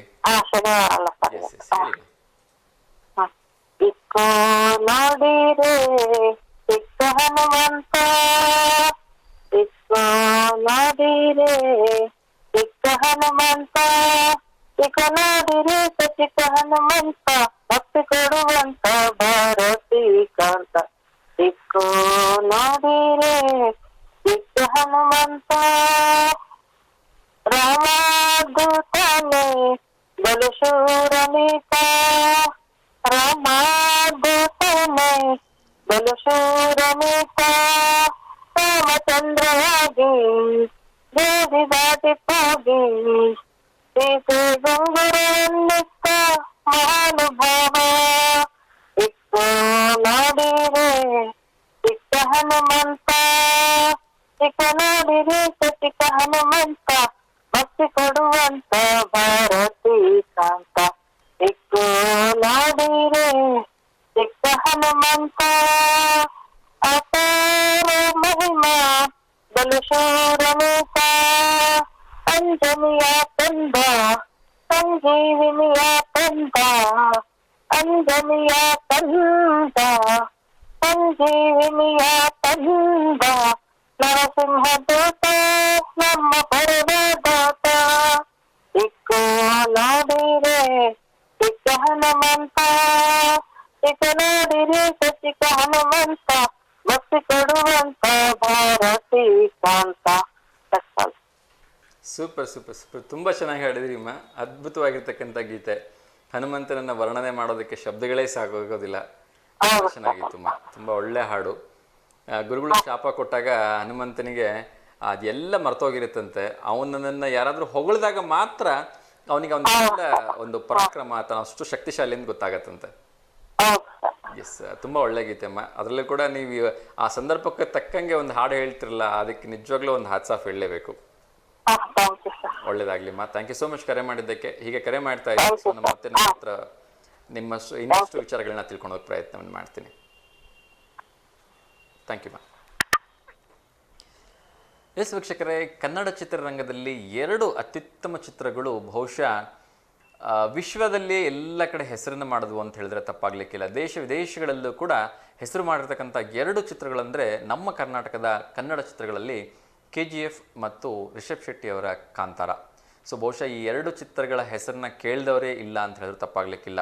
ತುಂಬ ದೊಡ್ಡ ದೊಡ್ಡ ನಟರುಗಳು ಕೂಡ ಈ ಹೆಸರುಗಳನ್ನು ಕೇಳಿದ್ದಾರೆ. ಅಷ್ಟು ಅದ್ಭುತವಾಗಿರ್ತಕ್ಕಂಥ ಸಾವಿರಾರು ಕೋಟಿ ರೂಪಾಯಿಗಳನ್ನು ಗಳಿಸಿರ್ತಕ್ಕಂಥ ಒಳ್ಳೆಯ ಚಿತ್ರಗಳು ಅಂತ ಹೇಳಿದ್ರೆ ತಪ್ಪಾಗಲಿಕ್ಕಿಲ್ಲ. ಯಾಕೆ ಇದರ ಬಗ್ಗೆ ಅಷ್ಟಾಗಿ ನಾನು ಹೇಳ್ತಾ ಇದ್ದೀನಿ ಅಂದರೆ, ಕಾಂತಾರಕ್ಕೆ ರಾಷ್ಟ್ರೀಯ ಪ್ರಶಸ್ತಿ ಸಿಕ್ಕಿದೆ. ರಿಷಬ್ ಶೆಟ್ಟಿಗೆ ಅತ್ಯುತ್ತಮ ನಟ ಪ್ರಶಸ್ತಿ ಸಿಕ್ಕರೆ, ಕಾಂತಾರ ಚಿತ್ರ ಅತ್ಯುತ್ತಮ ಮನರಂಜನಾ ಚಿತ್ರ ಅಂತಕ್ಕಂಥ ಒಂದು ಅವಾರ್ಡನ್ನು ಪಡ್ಕೊಂಡಿದೆ. ಅದೇ ರೀತಿ KGF ಅತ್ಯುತ್ತಮ ಪ್ರಾದೇಶಿಕ ಚಿತ್ರ ಅಂತಕ್ಕಂಥ ಒಂದು ಅವಾರ್ಡನ್ನು ಪಡ್ಕೊಂಡ್ರೆ, KGF ಅತ್ಯುತ್ತಮ ಸಾಹಸ ನಿರ್ದೇಶನದ ಚಿತ್ರವನ್ನು ಕೂಡ ಪಡ್ಕೊಂಡಿದೆ. ಅದೇ ರೀತಿ ಪುನೀತ್, ಸಂಚಾರಿ, ವಿಜಯ್ ನಂತರ ಕನ್ನಡದ 3ನೇ ನಟರಾಗಿ ರಿಷಬ್ ಶೆಟ್ಟಿಗೆ ರಾಷ್ಟ್ರೀಯ ಪ್ರಶಸ್ತಿ ದೊರಕತಕ್ಕಂಥದ್ದು ನಿಜಕ್ಕೂ ಖುಷಿಯ ವಿಚಾರ. KGF ಮತ್ತು ಕಾಂತಾರ 2 ಚಿತ್ರಗಳನ್ನು ಹೊಂಬಾಳೆ ಪ್ರೊಡಕ್ಷನ್ ಅವರು ನಿರ್ಮಿಸಿದರು. ಅದನ್ನು ವಿಜಯ್ ಕಿರಂಗದೂರು ಅವರು ನಿರ್ಮಿಸಿದರು. ಈ 2 ಚಿತ್ರಗಳಿಗೆ ಈಗ ರಾಷ್ಟ್ರೀಯ ಪ್ರಶಸ್ತಿ ಬಂದಿರತಕ್ಕಂಥದ್ದು ನಿಜಕ್ಕೂ ಕೂಡ ವಿಜಯ್ ಕಿರಂಗದೂರು ಅವ್ರಿಗಷ್ಟೇ ಅಲ್ಲ, ಕನ್ನಡ ಚಿತ್ರರಂಗಕ್ಕೆ ಕೂಡ ಒಂದು ದೊಡ್ಡ ಹಿರಿಮೆ ಅಂತ ಹೇಳಿದ್ರೆ ತಪ್ಪಾಗಲಿಕ್ಕಿಲ್ಲ. ಸೊ ಇದೇ ರೀತಿಯ ಮತ್ತಷ್ಟು ಒಳ್ಳೆಯ ಸದಭಿರುಚಿಯ ಚಿತ್ರಗಳು ಬರಲಿ, ಕನ್ನಡ ಚಿತ್ರರಂಗವನ್ನು ಇನ್ನೊಂದು ಹಂತಕ್ಕೆ ತೆಗೆದುಕೊಂಡು ಹೋಗಲಿ, ಕನ್ನಡ ಚಿತ್ರರಂಗಗಳು ಇನ್ನಷ್ಟು ಬೆಳೀಲಿ. ಏಕೆಂದರೆ ಆ ಕನ್ನಡ ಚಿತ್ರರಂಗವನ್ನೇ ನಂಬಿಕೊಂಡು ಲಕ್ಷಾಂತರ ಜನ ಬದುಕ್ತಾ ಇದ್ದಾರೆ. ಆ ಎಲ್ಲ ಒಂದು ಲಕ್ಷಾಂತರ ಜನರು ಕೂಡ ಈ ಮೂಲಕ ತುತ್ತು ಅನ್ನಕ್ಕೆ ದಾರಿ ಆಗಲಿ ಅಂತ ನಾನು ನಿರೀಕ್ಷೆ ಮಾಡ್ತೀನಿ. ಅದರ ಜೊತೆಗೆ ಎಲ್ಲ ಕನ್ನಡ ಚಿತ್ರ ಪ್ರೇಕ್ಷಕರಿಗೆ ಕೇಳ್ಕೊಳ್ತೀನಿ, ದಯವಿಟ್ಟು ಈ OTTಗಳಲ್ಲಿ ಚಿತ್ರಗಳನ್ನು ವೀಕ್ಷಿಸೋದ್ರ ಬದಲು ದಯವಿಟ್ಟು ಕನ್ನಡ ಚಿತ್ರರಂಗಕ್ಕೆ ಹೋಗ್ಬಿಟ್ಟು ಚಿತ್ರವನ್ನು ವೀಕ್ಷಿಸಿ. ಏಕೆಂದರೆ ಚಲನಚಿತ್ರಗಳನ್ನು ನೀವು ಆ ಒಂದು ಟಾಕೀಸ್ಗಳಲ್ಲಿ ಹೋಗಿ ನೋಡಿದಾಗ ಅದನ್ನು ನಂಬಿ ಬದುಕ್ತಾ ಇರತಕ್ಕಂಥ ನೂರಾರು ಜನರಿಗೆ ಅನ್ನ ಸಿಗುತ್ತೆ. ಈಗಾಗಲೇ ಎಷ್ಟೋ ಟಾಕೀಸ್ಗಳು ಮುಚ್ಚೋಗ್ಬಿಟ್ಟಿದ್ದಾವೆ. ದಾವಣಗೆರೆಯಲ್ಲೇ ಒಂದು ಕಾಲದಲ್ಲಿ 22-23 ಚಿತ್ರಮಂದಿರಗಳಿದ್ದವು. ಈಗ ಕೇವಲ ಬೆರಳೆಣಿಕೆಯಷ್ಟು ಒಂದು 7-8 ಚಿತ್ರಮಂದಿರಗಳು ರನ್ ಆಗ್ತಾ ಇದ್ದಾವೆ ಅಷ್ಟೇ. ಸೊ ಹಾಗಾಗಿ ದಯವಿಟ್ಟು ಚಿತ್ರಮಂದಿರಗಳಲ್ಲೇ ಹೋಗ್ಬಿಟ್ಟು ನಮ್ಮ ಕನ್ನಡ ಚಿತ್ರಗಳನ್ನು ವೀಕ್ಷಣೆ ಮಾಡಿ ಅಂತ ನಾನು ತಮ್ಮೆಲ್ಲರಲ್ಲೂ ಕೂಡ ಕೈ ಮುಗಿದು ಕೇಳ್ಕೊಳ್ತಾ ಇದ್ದೀನಿ. ಮಳೆಯ ಅವಾಂತರಗಳು ಒಂದೆರಡಲ್ಲ.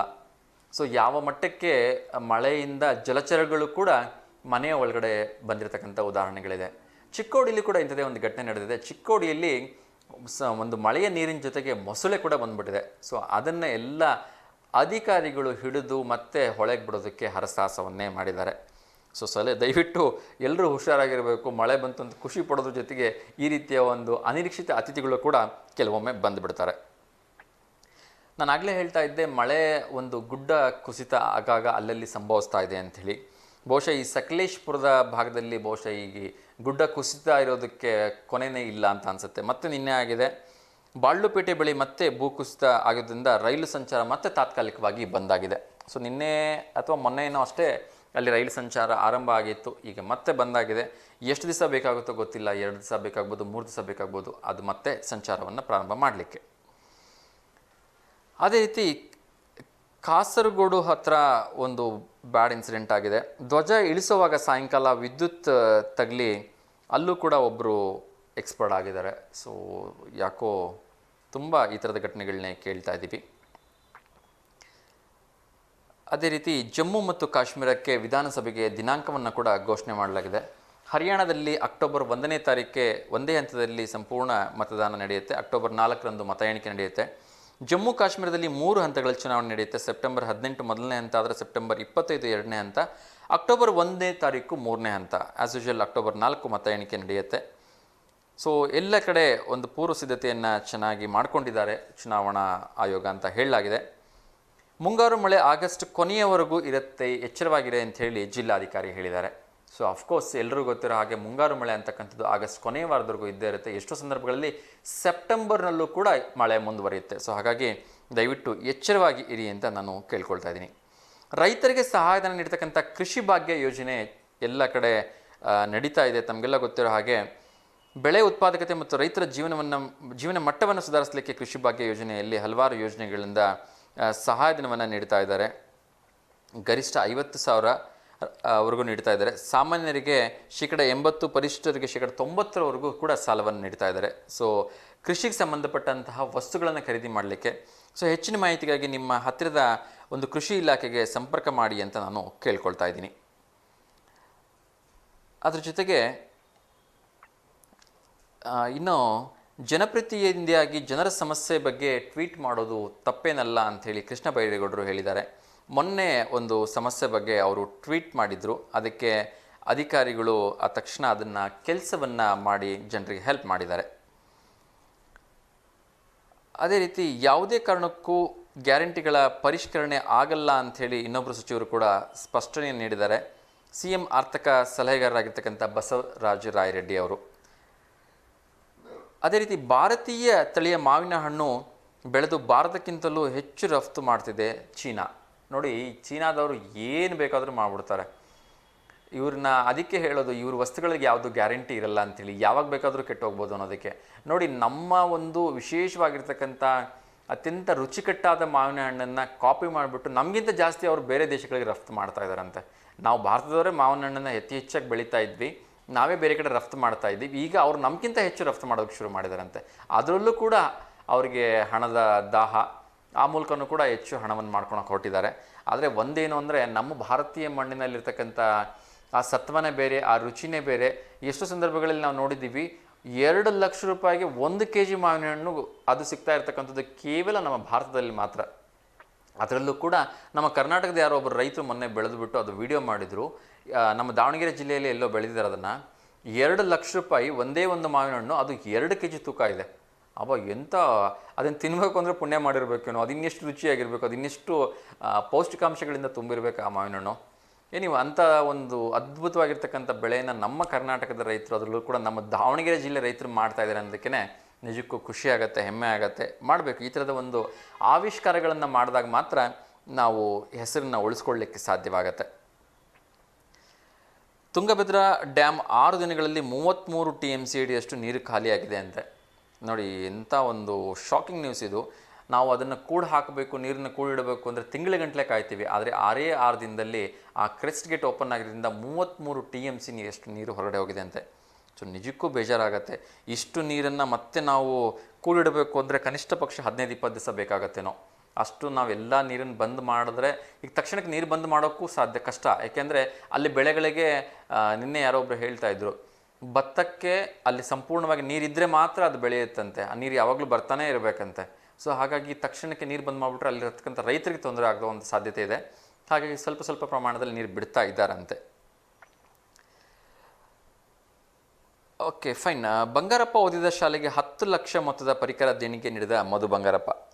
ಮಾಜಿ ಮುಖ್ಯಮಂತ್ರಿ ಏನಿದ್ರು ಬಂಗಾರಪ್ಪ ಸೊರಬದ ಒಂದು ನಾಯಕ ಅಂತಲೇ ಕರೆಸ್ಕೊಳ್ತಕ್ಕಂಥ, ಅದರಲ್ಲೂ ಕೂಡ ಹಿಂದುಳಿದ ವರ್ಗಗಳ ನಾಯಕ ಅಂತ ಯಾವತ್ತೂ ಅವ್ರು ಕರೆಸ್ಕೊಳ್ತಾ ಇದ್ರು ಬಂಗಾರಪ್ಪ ಅವರು. ಹಲವಾರು ಜನಪರ ಯೋಜನೆಗಳನ್ನು ತಂದು ಕರ್ನಾಟಕ ರಾಜ್ಯದಲ್ಲಿ ಅತ್ಯಂತ ಹೆಸರುವಾಸಿ ಮುಖ್ಯಮಂತ್ರಿ ಆಗಿದ್ದಕ್ಕಂಥವ್ರು. ಬಹುಶಃ ಸೋಲಿಲ್ಲದ ಸರದಾರ ಅಂತ ಅನ್ಸ್ಕೊಂಡಿರ್ತಕ್ಕಂಥ ಬಂಗಾರಪ್ಪನವ್ರು ಇವತ್ತು ನಮ್ಮ ಜೊತೆ ಇಲ್ಲ. ಅವರ ನೆನಪಿಗಾಗಿ ಅವರ ಪುತ್ರರಾಗಿರ್ತಕ್ಕಂಥ ಏನು ವಿದ್ಯಾಮಂತ್ರಿ ಆಗಿದ್ದಾರೆ ಮಧು ಬಂಗಾರಪ್ಪ ಅವರು 10 ಲಕ್ಷ ರೂಪಾಯಿಗಳ ಒಂದು ವಸ್ತುಗಳನ್ನು ಬಂಗಾರಪ್ಪ ಅವರು ಓದಿರತಕ್ಕಂಥ ಶಾಲೆಗೆ ನೀಡಿದ್ದಾರೆ. ಸೊ ತುಂಬ ಒಳ್ಳೆ ಕೆಲಸ ಮಾಡಲಿ. BBMP ನೌಕರರಿಂದ ಕಾಲ್ನಡಿಗೆ ಜಾಥಾ ಸ್ವಾತಂತ್ರ್ಯ ಹೋರಾಟಗಾರರ ಸಾಧನೆಗಳನ್ನು ಅರಿವು ಮೂಡಿಸ್ತಾ ಇದ್ದಾರೆ. ನಿಜಕ್ಕೂ ತುಂಬ ಒಳ್ಳೆ ಕೆಲಸ. ಎಷ್ಟೋ ಜನಕ್ಕೆ ಇವತ್ತಿನ ದಿವಸ ನಮ್ಮ ಸ್ವಾತಂತ್ರ್ಯ ಹೋರಾಟಗಾರರು ಯಾರು ಅಂತಕ್ಕಂಥದ್ದು ಗೊತ್ತಿಲ್ಲ, ಸ್ವಾತಂತ್ರ್ಯ ಹೋರಾಟದಲ್ಲಿ ಅವರ ಪಾತ್ರ ಏನು ಅಂತ ಗೊತ್ತಿಲ್ಲ, ಅವರು ಸ್ವಾತಂತ್ರ್ಯಕ್ಕೋಸ್ಕರ ಜೀವ ಕೊಟ್ಟಿರೋದು ಕೂಡ ಗೊತ್ತಿಲ್ಲ. ಅಂಥ ಎಲ್ಲ ಒಂದು ವಿಚಾರಗಳನ್ನು ಇವತ್ತಿನ ಯೂತ್ಸ್ಗೆ ತಿಳಿಸ್ತಕ್ಕಂಥ ಒಂದು ಒಳ್ಳೆ ಕೆಲಸವನ್ನು BBMP ಮಾಡ್ತಾ ಇದೆ. ಮಾಡಲಿ, ತುಂಬ ಒಂದು ಖುಷಿ ವಿಚಾರ.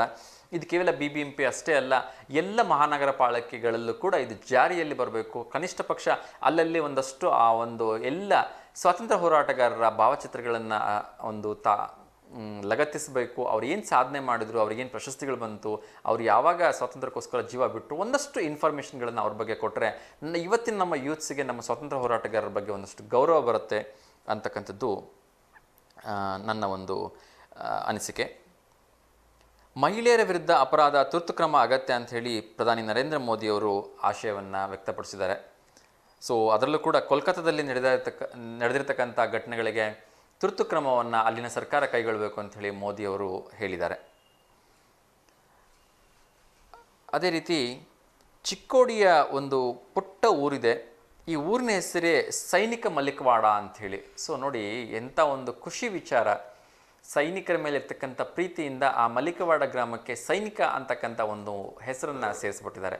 ಯಾಕೆ ಹೀಗೆ ಸೇರಿಸಿದ್ದಾರೆ ಅಂದರೆ ಅದಕ್ಕೂ ಒಂದು ಕಾರಣ ಇದೆ.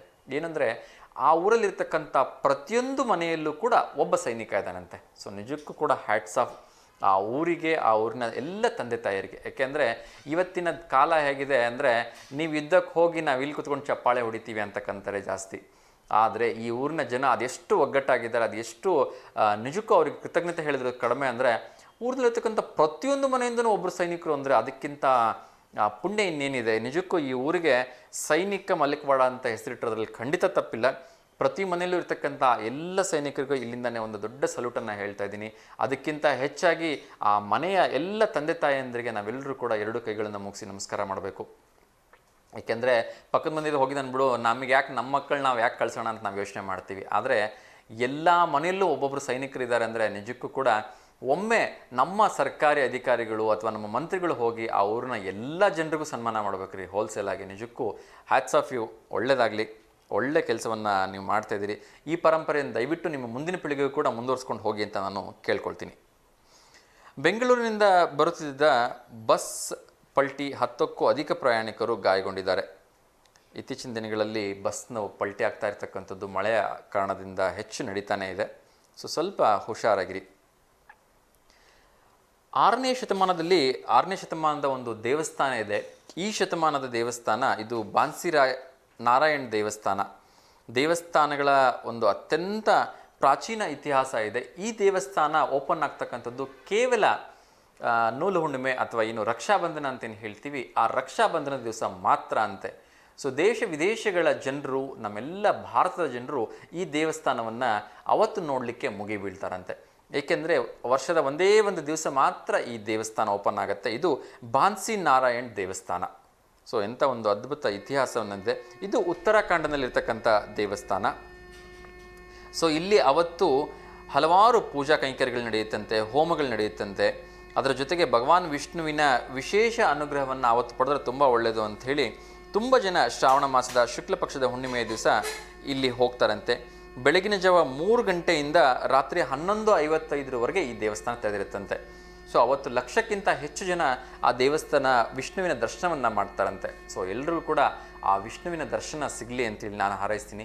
ನನಗೊಂದು ವೇಳೆ ಏನಾದರೂ ಆ ದೇವಸ್ಥಾನದ ವಿಡಿಯೋ ಬಂದರೆ ನಾನು ಖಂಡಿತ ಅದನ್ನು ಹುಣ್ಣಿಮೆ ದಿವಸ ಪ್ರಸಾರವನ್ನು ಮಾಡೋದಕ್ಕೆ ಪ್ರಯತ್ನವನ್ನು ಮಾಡ್ತೀನಿ. ಏಕೆಂದರೆ ಅವತ್ತೇ ನೂಲು ಹುಣ್ಣಿಮೆ ಇರೋದ್ರಿಂದ, ಅವತ್ತೇ ರಕ್ಷಾಬಂಧನ ಕೂಡ ಇರೋದ್ರಿಂದ ಅವತ್ತೇ ಈ ದೇವಸ್ಥಾನ ಓಪನ್ ಆಗ್ತಾ ಇದೆ. ನಮಗೊಂದು ವೇಳೆ ವಿಡಿಯೋದ ತುಣುಕು ಸಿಕ್ಕರೆ ನಾವು ಎಲ್ಲರೂ ಪುಣ್ಯವಂತರು ಅಂತ ಹೇಳೋದಕ್ಕೆ ಇಷ್ಟಪಡ್ತೀನಿ. ಭಾರೀ ಮುಂಗಾರು ಮಳೆಯು ಮಧ್ಯೆಯೂ ಕೂಡ ಕರ್ನಾಟಕದಲ್ಲಿ ತಾಪಮಾನ ಹೆಚ್ಚಳ ಆಗ್ತಕ್ಕಂಥ ಒಂದು ಅವಕಾಶ ಇದೆ ಅಂತೆ. ಸೊ ಸ್ವಲ್ಪ ಎಚ್ಚರಿಕೆಯಿಂದ ಇರಿ ಅಂತ ನಾನು ಕೇಳ್ಕೊಳ್ತೀನಿ. ವರಮಹಾಲಕ್ಷ್ಮಿ ಹಬ್ಬ ಹಾಗೂ ಸಾಲು ಸಾಲು ಹಬ್ಬಗಳ ಕಾರಣದಿಂದಾಗಿ ಹೂವಿನಲ್ಲಿ ಮತ್ತು ತರಕಾರಿ ರೇಟ್ಗಳಲ್ಲಿ ಯಥೇಚ್ಛವಾಗಿ ಹೆಚ್ಚಳ ಕಂಡು ಬರ್ತಾ ಇದೆ ಅಂತೆ. ಸೊ ನಿನ್ನೆ ಕೂಡ ನಾನು ಕೂಡ ಮಾರ್ಕೆಟಿಗೆ ಹೋದಾಗ ನೋಡ್ತಾ ಇದ್ದೆ, ಮಲ್ಲಿಗೆ ಹೂವು ಒಂದು ಮಾರಿಗೆ 150ರಿಂದ 180 ರೂಪಾಯಿವರೆಗೂ ಮಾರಾಟ ಆಗ್ತಾ ಇತ್ತು.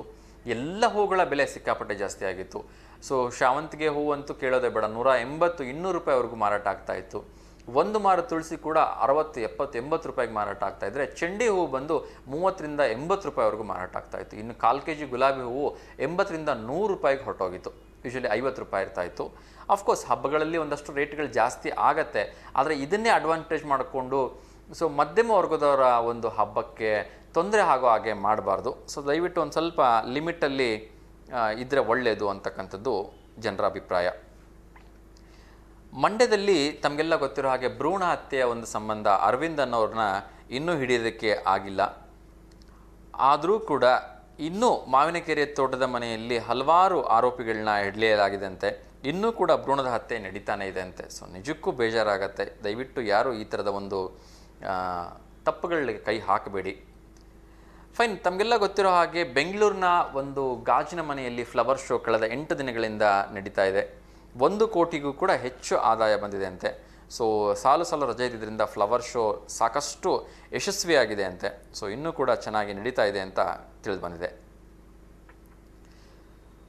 ಸೊ ಮಹಾರಾಜ ಟ್ರೋಫಿ ಕ್ರಿಕೆಟ್ ನಡೀತಾ ಇದೆ. ತಮಗೆಲ್ಲ ಗೊತ್ತಿರೋ ಹಾಗೆ ಬೆಂಗಳೂರು ಬ್ಲಾಸ್ಟರ್ಸ್ ತಂಡ ಶುಭಾರಂಭ ಮಾಡಿದೆ. ಅದರ ಜೊತೆಗೆ ಶೀಘ್ರವೇ ಹೈಕೋರ್ಟ್ ಬಳಕೆಗೆ ಕಾವೇರಿ ಭವನ ಕೊಡಲಾಗತ್ತೆ ಅಂತ ಹೇಳಲಾಗಿದೆ.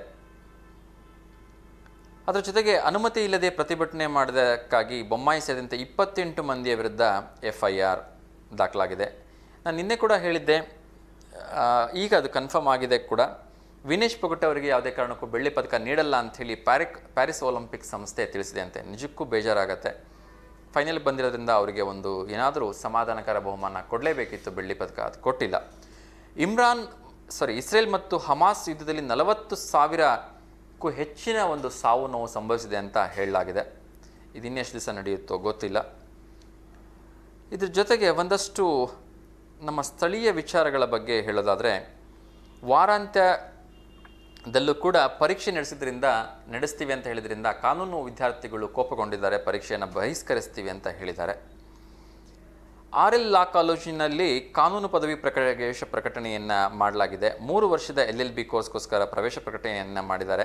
30/8/2024 ಪ್ರವೇಶಕ್ಕೆ ಕೊನೆಯ ದಿನಾಂಕ ಇದೆ. ಯಾರೆಲ್ಲ ಆಸಕ್ತರಿದ್ದೀರಿ ಅವರು ಅದನ್ನು ಉಪಯೋಗಿಸ್ಕೊಳ್ಳಿ ಅಂತ ಕೇಳ್ಕೊಳ್ತಾ ಇದ್ದೀನಿ. ಕೆನರಾ ವಿದ್ಯಾ ಜ್ಯೋತಿ ಯೋಜನೆಯಡಿ ಪ್ರತಿಭಾವಂತ ವಿದ್ಯಾರ್ಥಿಗಳಿಗೆ ವಿದ್ಯಾರ್ಥಿ ವೇತನವನ್ನು ನೀಡಿದ್ದಾರೆ. ಅವರೆಲ್ಲರೂ ಕೂಡ ಒಳ್ಳೆಯದಾಗಲಿ. ಪೌರ ಕಾರ್ಮಿಕರಿಗೆ ಸಂಸದೆ ಆಗಿರ್ತಕ್ಕಂಥ ಡಾಕ್ಟರ್ ಪ್ರಭಾ ಮಲ್ಲಿಕಾರ್ಜುನ್ ಅವರು ಖಡಕ್ ವಾರ್ನಿಂಗನ್ನು ಕೊಟ್ಟಿದ್ದಾರೆ. ಯಾಕೆಂದರೆ ಎಲ್ಲ ಕಡೆ ಡೆಂಗ್ಯೂ ಬರ್ತಾ ಇದೆ. ಎಲ್ಲೂ ಕೂಡ ಅಸ್ವಚ್ಛತೆ ಕಾಣದೇ ಇರೋ ಹಾಗೆ ನೋಡ್ಕೊಳ್ಳಿ, ಎಲ್ಲ ಕಡೆ ಸ್ವಚ್ಛತೆಯನ್ನು ಮೇಂಟೈನ್ ಮಾಡಿ ಅಂತ ಹೇಳಿದ್ದಾರೆ. ತಮಗೆಲ್ಲ ಗೊತ್ತಿರೋ ಹಾಗೆ ಮತ್ತೊಂದು ಕೆಂಪು ಸೂರ್ಯ ಅಸ್ತಂಗತಗೊಂಡಿದೆ. ಕೆಂಪು ಸೂರ್ಯ ಅಂದರೆ ಕಾಮ್ರೇಡ್ ಅಂತ ನಾವು ಹೇಳ್ತೀವಿ. ಕಾಮ್ರೇಡ್ ಆನಂದ್ ರಾಜ್ ಅವರು ಈಗ ಅಸ್ತಂಗತರಾಗಿದ್ದಾರೆ. ಅವರು ಸಾಕಷ್ಟು ಹೋರಾಟಗಳನ್ನು ಮಾಡಿದರು. ಇದೇ 19ರಂದು ನೇರ ಸಂದರ್ಶನ ಇದೆ. ಖಾಸಗಿ ಸಂಸ್ಥೆಗಳಿಂದ ಉದ್ಯೋಗ ಸಂದರ್ಶನವನ್ನು ಮಾಡಲಾಗ್ತಾ ಇದೆ. ದಯವಿಟ್ಟು ಉಪಯೋಗಿಸ್ಕೊಳ್ಳಿ. ಇಂಥ ಅವಕಾಶಗಳು ಪದೇ ಪದೇ ಸಿಗೋದಿಲ್ಲ. ಸಾಕಷ್ಟು ಖಾಸಗಿ ಕಂಪ್ನಿಗಳು ಬಂದು ನೇರ ಸಂದರ್ಶನವನ್ನು ಮಾಡ್ಕೊಳ್ತಾರೆ, ಅಲ್ಲೇ ಇಂಟರ್ವ್ಯೂ ಮುಗಿಸ್ತಾರೆ. ನೀವೆಲ್ಲ ಸೆಲೆಕ್ಟ್ ಆದ್ರಿ ಅಂದರೆ ಒಂದು ಹೆಚ್ಚು ಕಡಿಮೆ ಕೆಲವೊಬ್ಬರಿಗೆಲ್ಲ ಅಲ್ಲೇ ಅಪಾಯಿಂಟ್ಮೆಂಟ್ ಕಾರ್ಡ್ ಕೂಡ ಕೊಟ್ಬಿಡ್ತಾರೆ. ಹಾಗಾಗಿ ಇಂಥ ಉದ್ಯೋಗ ಮೇಳಗಳಲ್ಲಿ ದಯವಿಟ್ಟು ಮಿಸ್ ಮಾಡದೆ ಹೋಗಿ, ಏಕೆಂದರೆ ತುಂಬ ಕಂಪ್ನಿಗಳು ಬರ್ತಾ ಇದೆ. ಆಗಸ್ಟ್ 18ನೇ ತಾರೀಕು 501 ಮುತ್ತೈದರಿಗೆ ಉಡಿ ತುಂಬೋ ಕಾರ್ಯಕ್ರಮ ಇದೆ ಅಂಥೇಳಿ ಹೇಳಲಾಗಿದೆ. ಇದನ್ನು ಇಷ್ಟೊಂದು ಜನರಿಗೆ ಮಾಡ್ತಾ ಇರೋದು ನಿಜಕ್ಕೂ ಖುಷಿ ವಿಚಾರ. ಒಳ್ಳೆಯದಾಗಲಿ, ಮಾಡಲಿ. ಅದೇ ರೀತಿ ವಾಕ್ ಮಾಡುವವರ ಅನುಕೂಲಕ್ಕೆ ಎಲೆಕ್ಷನ್ ಪ್ರಚಾರಕ್ಕೆ ಹೋದಾಗ ದೀಪವನ್ನು ಅಳವಡಿಸಬೇಕು ಅಂಥೇಳಿ ಪ್ರಭಾ ಮಲ್ಲಿಕಾರ್ಜುನ್ ಅವರಿಗೆ ಕೇಳ್ಕೊಂಡಿದ್ರು. ಆವಾಗ ಇನ್ನೂ ಅವರು ಸಂಸದರಾಗಿರಲಿಲ್ಲ. ಈಗ ವಾಟರ್ ಟ್ಯಾಂಕ್ ಪಾರ್ಕ್ ಅಂತ ಕರಿತಾ ಇರ್ತಕ್ಕಂಥ 2 ದೊಡ್ಡ ಟ್ಯಾಂಕ್ಗಳನ್ನು ಹೊಂದಿರತಕ್ಕಂಥ ಪಾರ್ಕ್ ಏನಿದೆ MCC A ಬ್ಲಾಕಲ್ಲಿ, ಆ ಪಾರ್ಕ್ B ಬ್ಲಾಕಲ್ಲಿ ಆ ಪಾರ್ಕಿಗೆ ವಿದ್ಯುತ್ ದೀಪಗಳನ್ನು ಅಳವಡಿಸಿ ನಿನ್ನೆ ಅವರೇ ಉದ್ಘಾಟನೆ ಮಾಡಿದ್ದಾರೆ. ಸಾರ್ವಜನಿಕರು ತುಂಬ ಖುಷಿಯಾಗಿದ್ದಾರೆ. ಯಾಕಂದರೆ ಬೆಳಗ್ಗೆ ಅವರು ಎಲ್ಲ 3 ಗಂಟೆ 4 ಗಂಟೆಯಿಂದನೂ ವಾಕಿಂಗ್ ಶುರು ಮಾಡ್ತಾರೆ. ಹಿರಿಯರ ಅಲ್ಲೆಲ್ಲ ವಾಕ್ ತುಂಬ ಜನ ಮಾಡ್ತಾ ಇರ್ತಾರೆ. ಬಟ್ ಕತ್ಲೆ ಸಮಸ್ಯೆ ಇರೋದ್ರಿಂದ ಜನರಿಗೆ ಒಂದಷ್ಟು ಭಯ ಆಗ್ತಿತ್ತು, ಯಾರಾದರೂ ಬಂದು ತೊಂದರೆ ಕೊಡ್ಬೋದು ಅಥವಾ ಕ್ರಿಮಿಕೀಟಗಳು ತೊಂದರೆ ಕೊಡ್ಬೋದು ಅಂಥೇಳಿ. ಈಗ ಎಂಟೈರ್ ಪಾರ್ಕಿನ ಸುತ್ತ ಎಲ್ಲ ಕಡೆ ಅದ್ಭುತವಾಗಿರ್ತಕ್ಕಂಥ ಲೈಟಿಂಗ್ ವ್ಯವಸ್ಥೆ ಆಗಿದೆ. ಸಾರ್ವಜನಿಕರು ನಿರಾತಂಕವಾಗಿ ಯಾವುದೇ ರೀತಿಯ ಭಯ ಇಲ್ಲದೆ ವಾಕ್ ಮಾಡ್ಬೋದು. ಖುಷಿ ವಿಚಾರ, ಒಳ್ಳೆಯದಾಗಲಿ. ITI ಆದವರಿಗೆ ಹಿಂದೂಸ್ತಾನ್ ಏರೋನಾಟಿಕ್ಸ್ ಲಿಮಿಟೆಡ್ನಲ್ಲಿ ಹಲವಾರು ಹುದ್ದೆಗಳಿದೆ. ದಯವಿಟ್ಟು ಆಸಕ್ತರು ಅರ್ಜಿಯನ್ನು ಹಾಕ್ಕೊಳ್ಳಿ ಅಂತ ನಾನು ಕೇಳ್ಕೊಳ್ತಾ ಇದ್ದೀನಿ. ಅದರ ಜೊತೆಗೆ ವಿಶೇಷವಾಗಿ ಮಂಕಿ ಪಾಕ್ಸ್ ಅಂತಕ್ಕಂಥದ್ದು ಎಲ್ಲ ಕಡೆ ಕಾಣಿಸ್ಕೊಳ್ತಾ ಇದೆ ಅಂತೆ. ದಯವಿಟ್ಟು ಹುಷಾರಾಗಿರಿ. ಇದು ಕೈಕಾಲು, ಎದೆ, ಮುಖ ಮತ್ತು ಬಾಯಲ್ಲಿ ಗುಳ್ಳೆಗಳಾಗತ್ತೆ. ಬಳಿಕ ಸಣ್ಣ ಸಣ್ಣ ಗುಳ್ಳೆಗಳು ದೊಡ್ಡದಾಗಿ ಕ್ಯೂ ತುಂಬಿಕೊಳ್ಳುತ್ತಂತೆ. ನಂತರ ಅದು ಜೀವವನ್ನೇ ತೆಗೆದುಕೊಳ್ಳುತ್ತೆ ಅಂತ ಹೇಳಲಾಗಿದೆ. ಕಾಂಗೋ ಅಂತಕ್ಕಂಥ ದೇಶದಲ್ಲಿ 14,000 ಜನರಲ್ಲಿ ಮಂಕಿ ಪಾಕ್ಸ್ ಕಾಣಿಸ್ಕೊಂಡಿದೆ. ಅದರಲ್ಲಿ ಈಗಾಗಲೇ 500 ಜನ ಮಂಕಿ ಪಾಕ್ಸ್ಗೆ ಬಲಿಯಾಗಿದ್ದಾರಂತೆ. ಅದು ಕೇವಲ ಒಂದೇ ವಾರಗಳಲ್ಲಿ. ಇದು ಜರ್ಮನಿ ದೇಶದಲ್ಲಿ ಆಗಿರ್ತಕ್ಕಂಥದ್ದು. ಅಲ್ಲಿ ಎಮರ್ಜೆನ್ಸಿಯನ್ನು ಕೂಡ ಹೇರಲಾಗಿದೆ. ದಯವಿಟ್ಟು ಹುಷಾರಾಗಿರಿ. ಆ ಕಡೆಯಿಂದ ಯಾರೇ ಬಂದರೂ ಕೂಡ ಇದನ್ನು ದಯವಿಟ್ಟು ಒಂದು ಸ್ವಲ್ಪ ಎಚ್ಚರಿಕೆಯಿಂದ ನೋಡ್ಕೊಳ್ತಕ್ಕಂಥದ್ದು ತುಂಬ ಒಳ್ಳೆಯದು ಅಂತಕ್ಕಂಥದ್ದು ಹೇಳಲಾಗಿದೆ. ಅದರಲ್ಲೂ ಕೂಡ ವಿಶೇಷವಾಗಿ ಮಕ್ಕಳಲ್ಲಿ ಇದು ಹೆಚ್ಚಾಗಿ ಸ್ಪ್ರೆಡ್ ಆಗತ್ತಂತೆ. ದಯವಿಟ್ಟು ಹುಷಾರಾಗಿರಿ ಅಂತ ನಾನು ಕೇಳ್ಕೊಳ್ತಾ ಇದ್ದೀನಿ. ಅದ್ರ ಜೊತೆಗೆ ವಿಶೇಷವಾಗಿ ಒಂದು ಊಟದ ಬಗ್ಗೆ ನಾನು ಮಾತಾಡಲೇಬೇಕು. ಯಾವ ಊಟ ಅಂತ ಅಂದರೆ, ಎಲ್ಲರೂ ಕೂಡ ಯೂಶ್ವಲಿ ಒಂದು ಕಪ್ ಟೀ ತೊಗೊಳಕ್ಕೆ ಹೋದರೂ ಕೂಡ ಇವತ್ತು 10 ರೂಪಾಯಿ ಕೊಡಬೇಕು. ಆದರೆ ಸರ್ಕಾರದವರು ಅಂಗನವಾಡಿ ಕೊಡ್ತಕ್ಕಂಥ ಬಿಸಿ ಊಟದಲ್ಲಿ ಮಕ್ಕಳಿಗೆ ಕೇವಲ 6 ರೂಪಾಯಿಗೆ ಊಟವನ್ನು ಕೊಡ್ತಾ ಇದ್ದಾರಂತೆ. ಅಂದರೆ ಊಟಕ್ಕೆ ಕೇವಲ 6 ರೂಪಾಯಿ ನೀಡ್ತಾ ಇದ್ದಾರಂತೆ. ಬಹುಶಃ 6 ರೂಪಾಯಿಗೆ ಅವ್ರು ಯಾವ ಮಟ್ಟದ ಆಹಾರವನ್ನು ಪೂರೈಸಲಿಕ್ಕೆ ಸಾಧ್ಯವಾಗತ್ತೆ ಅಂಥೇಳಿ ಅಂಗನವಾಡಿ ಕಾರ್ಯಕರ್ತರು ಕೇಳ್ತಾ ಇದ್ದಾರಂತೆ. ಬಹುಶಃ ನಿಜಕ್ಕೂ ಬೇಸರ ಆಗತ್ತೆ. ಅಲ್ಲಿ ಯಾವ ಒಂದು ಗುಣಮಟ್ಟವನ್ನು ಅವ್ರ ಮಕ್ಕಳಿಗೆ ಕೊಡಲಿಕ್ಕಾಗತ್ತೆ. ಮಕ್ಕಳಲ್ಲಿ ಪೌಷ್ಟಿಕಾಂಶದ ಆಹಾರದ ಕೊರತೆ ಮೊದಲೇ ಇದೆ. ಅದರಲ್ಲೂ ಕೂಡ ಅಂಗನವಾಡಿಗೆ ಬರ್ತಕ್ಕಂಥ ಮಕ್ಕಳು ಯೂಶ್ವಲಿ ಒಂದಷ್ಟು ಹಿಂದುಳಿದ ವರ್ಗಗಳಿಂದ ಬರ್ತಾರೆ, ಬಡ ಮಕ್ಕಳೇ ಬರ್ತಾರೆ. ಆರ್ಥಿಕವಾಗಿ ಹಿಂದುಳಿತಕ್ಕಂಥ ಮಕ್ಕಳು ಬರ್ತಾರೆ. ಸೊ ಅದನ್ನು ಅಟ್ಲೀಸ್ಟ್ 11 ರೂಪಾಯಿಗೆ ಏರಿಸಬೇಕು ಅಂತ ಹೇಳಿ ಅಂಗನವಾಡಿಯಿಂದ ಸಾಕಷ್ಟು ಪ್ರಮಾಣದಲ್ಲಿ ರಿಕ್ವೆಸ್ಟನ್ನು ಕೊಡ್ತಾ ಇದ್ದಾರೆ. ಮುಂಬರುವ ದಿನಗಳಲ್ಲಾದರೂ ರಾಜ್ಯ ಸರ್ಕಾರ ಅದನ್ನು ಪರಿಗಣಿಸಲಿ. ಸೊ ಅಂಗನವಾಡಿ ಕಾರ್ಯಕರ್ತರಿಗೆ ಒಂದು ಒಳ್ಳೆ ಬಿಸಿ ಊಟ, ಒಂದು ಒಳ್ಳೆ ಕ್ವಾಲಿಟಿ ಊಟ ಸಿಗುವಾಗಲಿ ಅಲ್ಲಿರ್ತಕ್ಕಂಥ ಮಕ್ಕಳಿಗೆ ಅಂತ ಹಾರೈಸ್ತಾ ಇದ್ದೀನಿ. ಸೊ ಎಂದಿನಂತೆ ಇವತ್ತಿನ ಈ ಒಂದು ಕಾರ್ಯಕ್ರಮಕ್ಕೆ ಮಂಗಳ ಹಾಡ್ತಾ ಇದ್ದೀನಿ. ಸೊ ನೀವು ಒಂದು ವರಮಹಾಲಕ್ಷ್ಮಿ ಹಬ್ಬದ ಯಾರೆಲ್ಲ ವಿಡಿಯೋಗಳನ್ನ ಇನ್ನೂ ಕಳಿಸಿಲ್ಲ ದಯವಿಟ್ಟು ಕಳಿಸಿ ಅಂತ ಕೇಳ್ಕೊಳ್ತಾ ಇದ್ದೀನಿ. ಇವತ್ತು ವಿಶೇಷವಾಗಿ ಮಧ್ಯಾಹ್ನ 2 ಗಂಟೆಗೆ ಮತ್ತು ಸಾಯಂಕಾಲ 5 ಗಂಟೆಗೆ 6 ಗಂಟೆಗೆ ಸೊ ಸ್ವಾತಂತ್ರ್ಯ ದಿನಾಚರಣೆ ಅಂಗವಾಗಿ ನಡೆದಿರ್ತಕ್ಕಂಥ ದಾವಣಗೆರೆ ಸುತ್ತಮುತ್ತ ನಡೆದಿರ್ತಕ್ಕಂಥ ಮತ್ತು ದಾವಣಗೆರೆ ಜಿಲ್ಲಾ ಕ್ರೀಡಾಂಗಣದಲ್ಲಿ ನಡೆದಿರ್ತಕ್ಕಂಥ ಅದ್ದೂರಿಯ ಸ್ವಾತಂತ್ರ್ಯೋತ್ಸವದ ಹಲವಾರು ಮನರಂಜನೆಯ ಕಾರ್ಯಕ್ರಮಗಳನ್ನು ಇವತ್ತು ಮಧ್ಯಾಹ್ನ 2 ಗಂಟೆಗೆ ಮತ್ತು ಸಾಯಂಕಾಲ 6 ಗಂಟೆ ಕಾರ್ಯಕ್ರಮದಲ್ಲಿ ನಮ್ಮ V1 ವಾಹಿನಿಯಲ್ಲಿ ಪ್ರಸಾರ ಮಾಡ್ತಾ ಇದ್ದೀವಿ. ಯಾರೆಲ್ಲ ಸ್ಟೇಡಿಯಂಗೆ ಹೋಗ್ಬಿಟ್ಟು ಜಿಲ್ಲಾ ಕ್ರೀಡಾಂಗಣಕ್ಕೆ ಹೋಗಿ ನೋಡೋಕ್ಕೆ ಆಗಿಲ್ಲ, ಅವರು ಮನೆಯಲ್ಲೇ ಕೂತ್ಕೊಂಡು ಆ ಅದ್ಭುತವಾಗಿರ್ತಕ್ಕಂಥ ಕಾರ್ಯಕ್ರಮವನ್ನು ಎಂಜಾಯ್ ಮಾಡಿ ಅಂತ ಕೇಳ್ಕೊಳ್ತಾ, ಸೊ ಮಳೆ ಬರ್ತಾ ಇದೆ, ಹುಷಾರಾಗಿರಿ, ವೀಕೆಂಡ್ ಅಂತ ದಯವಿಟ್ಟು ಎಲ್ಲೂ ಸುತ್ತಾಡೋಕ್ಕೆ ಹೋಗಬೇಡಿ ಅಂತ ಕೇಳ್ಕೊಳ್ತಾ, ಬರ್ತಾ ಇರ್ತಕ್ಕಂಥ ಕಾಯಿಲೆಗಳ ಬಗ್ಗೆಯೂ ಕೂಡ ದಯವಿಟ್ಟು ಎಚ್ಚರಿಕೆಯಿಂದ ಇರಿ ಅಂತ ಕೇಳ್ಕೊಳ್ತಾ, ಲೋಕ ಸಮಸ್ತ ಸುಖಿನೋ ಭವ ಅಂತ ಹೇಳ್ತಾ ಇಂದಿನ ಕಾರ್ಯಕ್ರಮಕ್ಕೆ ಮಂಗಳ ಹಾಡ್ತಾ ಇದ್ದೀನಿ. ಎಲ್ರಿಗೂ ಒಳ್ಳೆಯದಾಗಲಿ. ನಮಸ್ಕಾರ.